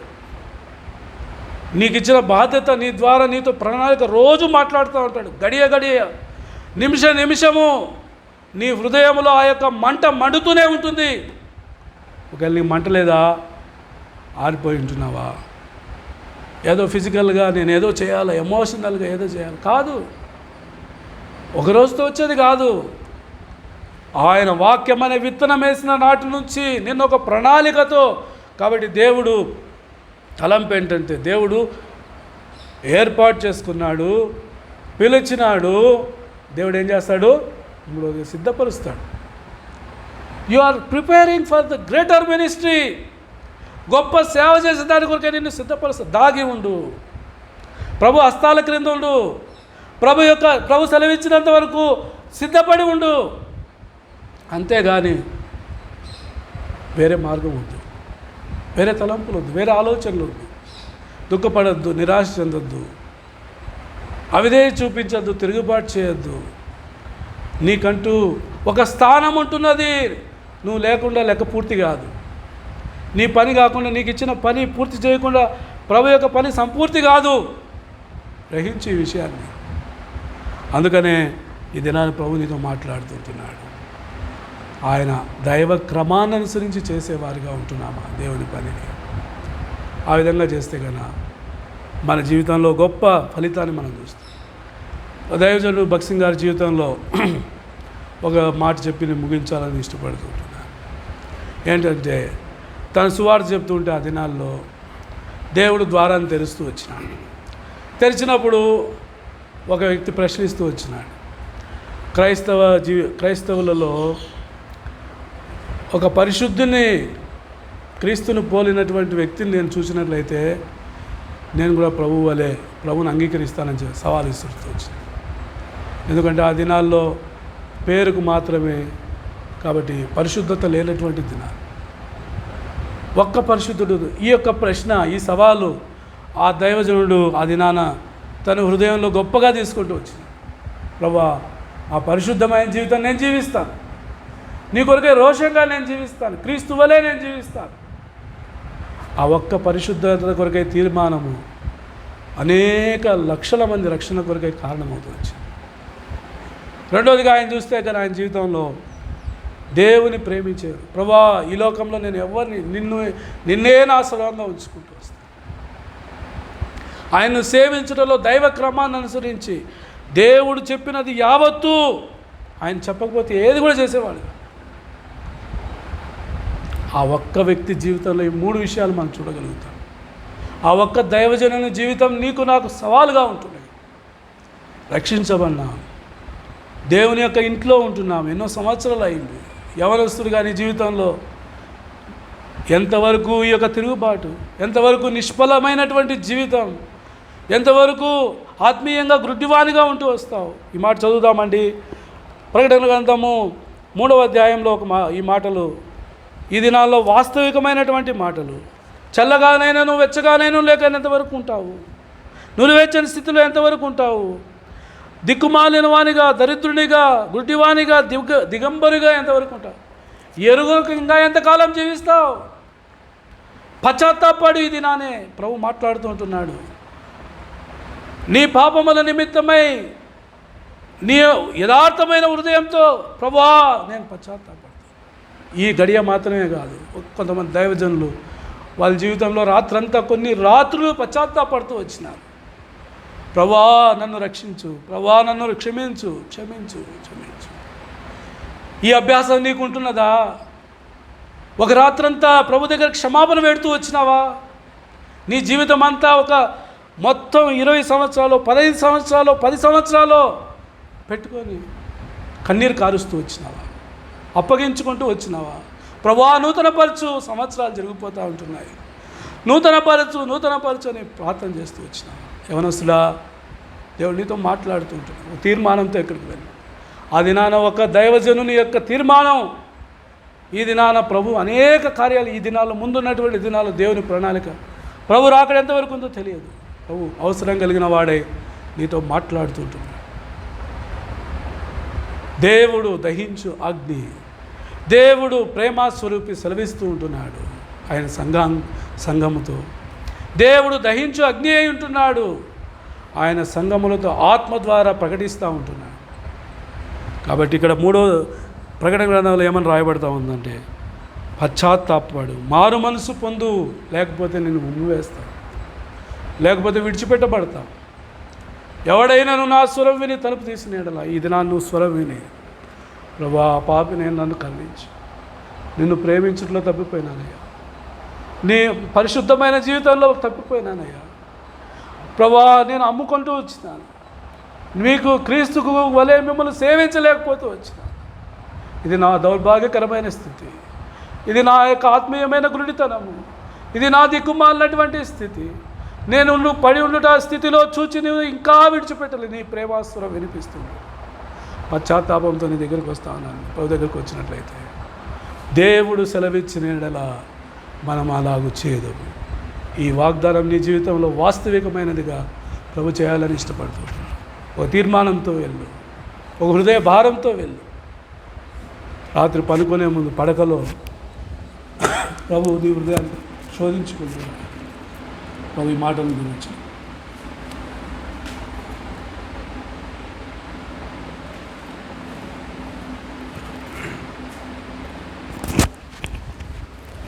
ప్రార్థన చేసుకుందాం.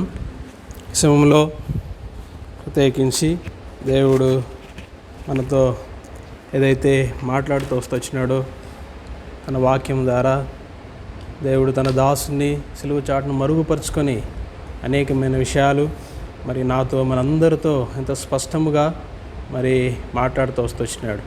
దేవుడు సెలవిచ్చిన ఎడల మనము అలాగు చేయుదుము అనేటువంటి మాట ద్వారా దేవుడు మరి ఇటు గొప్ప దేవుడు నిన్ను నన్ను ప్రేమించి ఈ లోకంలో ఆయన మనల్ని ఆశీర్వదించి ఫలించి అభివృద్ధి పొంది ఆయనను మహింపరచాలని దేవుడు నిన్ను నన్ను మరి సృజిస్తూ వచ్చినాడు. మరి సాయంకాల సమయంలో దేవుని వాక్యం విన్నటువంటి ప్రేమన యవనస్తురాల మరి ఎంతైనా మనము వాక్యపు వెలుగులో మన జీవితములను మనం ఎంతైనా పరిశీలించుకోవాల్సినటువంటి వారిగా ఉంటున్నాం. నిజమే, ప్రభు ఎవరితో ఆయన సెలవిచ్చేటువంటి వాడిగా ఉంటాడో ఆయా విధానాల్లో ప్రభు మరి మనతో మాట్లాడుతూ వచ్చినాడు.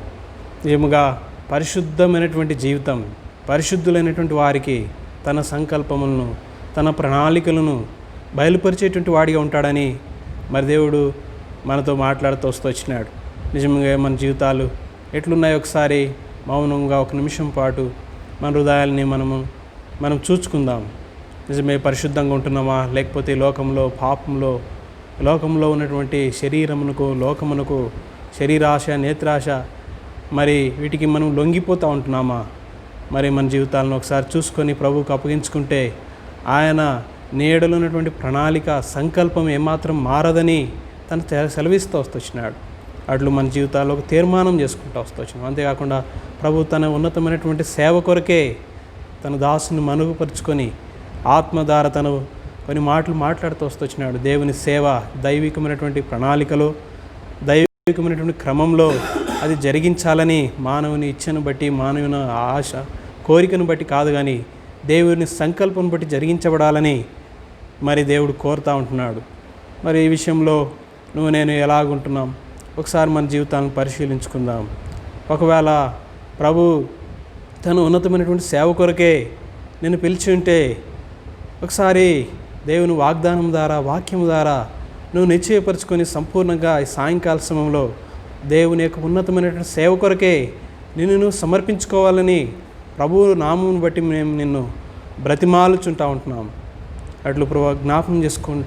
ప్రభువుని ఈ సమయంలో ఒకసారి నీ హృదయంలోకి ఆహ్వానించి తన వాక్యమునకు మిమ్మల్ని మీరు నేను అప్పగించుకున్నట్లయితే దేవుడు మన ఎడల తనకున్నటువంటి గొప్పదైన సంకల్పాన్ని నెరవేర్చేటువంటి వాడిగా ఉంటున్నాడు. కాబట్టి సాయంకాల సమయంలో హృదయంలో ఒక చిన్న మాట ప్రార్థన చేసుకుందాం. ప్రభువా, నా స్థితి ఇది, ఇదిగో నా అపవిత్రమైన జీవితం, దేవా తండ్రి తొలగిపోయినటువంటి జీవితం, దైవికమైన క్రమంలో లేనటువంటి జీవితం అని ప్రభుతో మనం చెప్పినట్లయితే దేవుడు తిరిగి ఆయన సమకూర్చుటకు, క్షమించుటకు సిద్ధమైనటువంటి మనసు కలిగినటువంటి ప్రభు. కాబట్టి అట్లా అప్పగించుకుందాం. ఒక నిమిషం పాటు మీరు ఎక్కడైతే ఉన్నారో, మరి ఈ యొక్క ఆన్లైన్లో వీక్షిస్తున్నారో, మరి అక్కడున్న చోటనే మోకరించి మీ హృదయాలని ప్రభువుకు సమర్పించుకోవాల్సిందిగా మేము ప్రభువు పేరట మనవి చేస్తూ వస్తుంటున్నాం. ప్రార్థన చేసుకుందాం. ప్రేమ కలిగిన పరిశుద్ధమైన తండ్రి యేసు క్రీస్తు ప్రభు, నీ యొక్క ఘనమైన శక్తి కలిగినటువంటి నీ యొక్క సన్నిధికే ఎంతో వందనాలు. ఈ యొక్క ప్రభా తండ్రి, మరి సాయంకాల సమయంలో యవనస్తులుగా మా యొక్క అక్కరను ఎరిగి ప్రభా తండ్రి, మరి మీరు మాట్లాడినటువంటి నీ యొక్క అమూల్యమైనటువంటి శక్తి కలిగినటువంటి మాటలకే ఎంతో వందనములు. నిజమే తండ్రి, మా జీవితాల్లో మేము ప్రభా చూసుకున్నప్పుడు నీవు సెలవీయాలని, నీ యొక్క గొప్పదైన ప్రణాళికను బట్టి నువ్వు సెలవిచ్చింది మేము జరిగించాలని ఉద్దేశిస్తూ వస్తున్నావు. అయితే ప్రభా తండ్రి, మా జీవితాల్లో మేము ప్రభా తండ్రి మరి లోతుగా చూసుకున్నప్పుడు పరిశుద్ధతలో నీకు ప్రభా తండ్రి సాటి అయిన వారిగా నీకు ప్రభా నిన్ను సమీపించలేనటువంటి స్థితిలో, అపవిత్రమైన స్థితిలో మేముంటా ఉన్నాం. దేవా తండ్రి క్షమించండి, కనికరించండి. పరిశుద్ధమైన రక్తం చేత నన్ను మమ్మల్ని ఎంత ప్రభా కడిగి పవిత్రపరచండి. ఏక ప్రభా తండ్రి, సాయంకాల సమయంలో నీ వాక్యమును విని ఎందరైతే తీర్మానించుకుంటూ వస్తున్నారో, పశ్చాత్తాప హృదయంతో నీకు అప్పగించుకుంటూ వస్తున్నారో ప్రభా తండ్రి, వారికి నీ సన్నిధిని దేవా తండ్రి నీ యొక్క ఆత్మ ముద్రను మీరే ప్రభా తండ్రి అనుగ్రహించి బిడ్డలను ప్రభా స్థిరపరచండి. ఆత్మలో గొప్పదైనటువంటి ధైర్యము ప్రభా తండ్రి, సంతోషము, సమాధానము, నిన్ను సేవించుట కొరకే గొప్పదైనటువంటి ప్రభా తండ్రి నిరీక్షణ ఉందని ప్రభా తండ్రి బిడ్డలకు ఎంతైనా ప్రభా జ్ఞాపకం చేసుకుంటున్నామని బిడ్డలందరినీ మీద హస్తాలకు చెప్పుకుంటూ వస్తుంటున్నాం. అట్లు కనికరించి కృప చూపించమని, అట్లు ప్రభా తండ్రి పరిశుద్ధత విషయమే లోకంలో ఎలాగూ ప్రభా తండ్రి మరి మేము జీవించాలో నీ దాసుని ద్వారా ఈ విధానాల్లో మాట్లాడుతూ వచ్చినాం. అట్లు దైవికమైన క్రమంలో నీ సేవను ఎట్లా చేయాలో ప్రభా తండ్రి, ఎట్లు నీ ప్రతి విషయంలో నీ మీద ఆధారపడి దైవికమైన క్రమంలో మేము ఉండాలో మీరు మాట్లాడుతూ వచ్చినారు. వీటన్నిటిలో ప్రభా మేము లేం ప్రభా తండ్రి, దయతో కనికరించి కృప చూపించి నీ కృపా కనికరములను మేడలు విస్తరింపచేసి ప్రభా మాలో మీకు ప్రతి ఒక్కరికి అనుగ్రహించినటువంటి మీ కృప కొలది నేను సేవించుట కొరకే మమ్మల్ని సిద్ధపరచండి. అయోగ్యులం, అపాత్రులం, నిజమే తండ్రి మా జీవితాల్లో ప్రభా దేవుడు సెలవిచ్చిన అలాగు చేయదుమని ప్రభా తండ్రి మరి నువ్వు సెలవిచ్చుటకు, నీ మాట వినుటకు విధేయత కలిగినటువంటి హృదయములు మాకు అనుగ్రహించి అలాగూ నువ్వు సెలవిచ్చిందే మేము ఈ లోకంలో ప్రభా జరిగించి యాత్ర ముగించుటకు అట్లు మాకు సాయం చేయండి. సాయంకాల సమయంలో ఎందరైతే యవనస్తులు చూసి ప్రభా తండ్రి నీ వాక్యమును విని అంగీకరిస్తూ వచ్చినారో బిడ్డలంతా దీవించి ఆశీర్వదించి నీ ప్రణాళికలను ప్రభా తండ్రి వారి జీవితాల్లో ప్రభా నెరవేర్చి మహిమను పొందమని మమ్మల్ని అందరినీ మీ దయగల హస్తాలకు అప్పచెప్పుకుంటూ నీ దాసును కూడా మీరు విరిచి వాడుకొని అమూల్యమైనటువంటి నీ మాటలు, శక్తి లేని మాటలు అనుగ్రహించినందుకే ఎంతో వందనము స్తోత్రము చెల్లిస్తూ యేసు క్రీస్తు వారి శక్తి కలిగి నామంలో స్తుతించి ప్రార్థించి అడిగి వేడుకొంచున్నాం తండ్రి, ఆమేన్. చివరి ఆశీర్వాదం. మన తండ్రి అయిన దేవుని ప్రేమ, ప్రభు అయినటువంటి యేసు క్రీస్తు కృపా సమాధానమును, పరిశుద్ధాత్ముని యొక్క అన్యోన్య సహవాసం మనకును సకల పరిశుద్ధులకు, ఆన్లైన్లో వీక్షిస్తున్నటువంటి ప్రతి యవనస్తులకు మీరే సహాయం చేసి మీరే అనుగ్రహించమని యేసు ప్రభు నామమున స్తుతించి ప్రార్థించి వేడుకొంచున్నాం తండ్రి, ఆమేన్.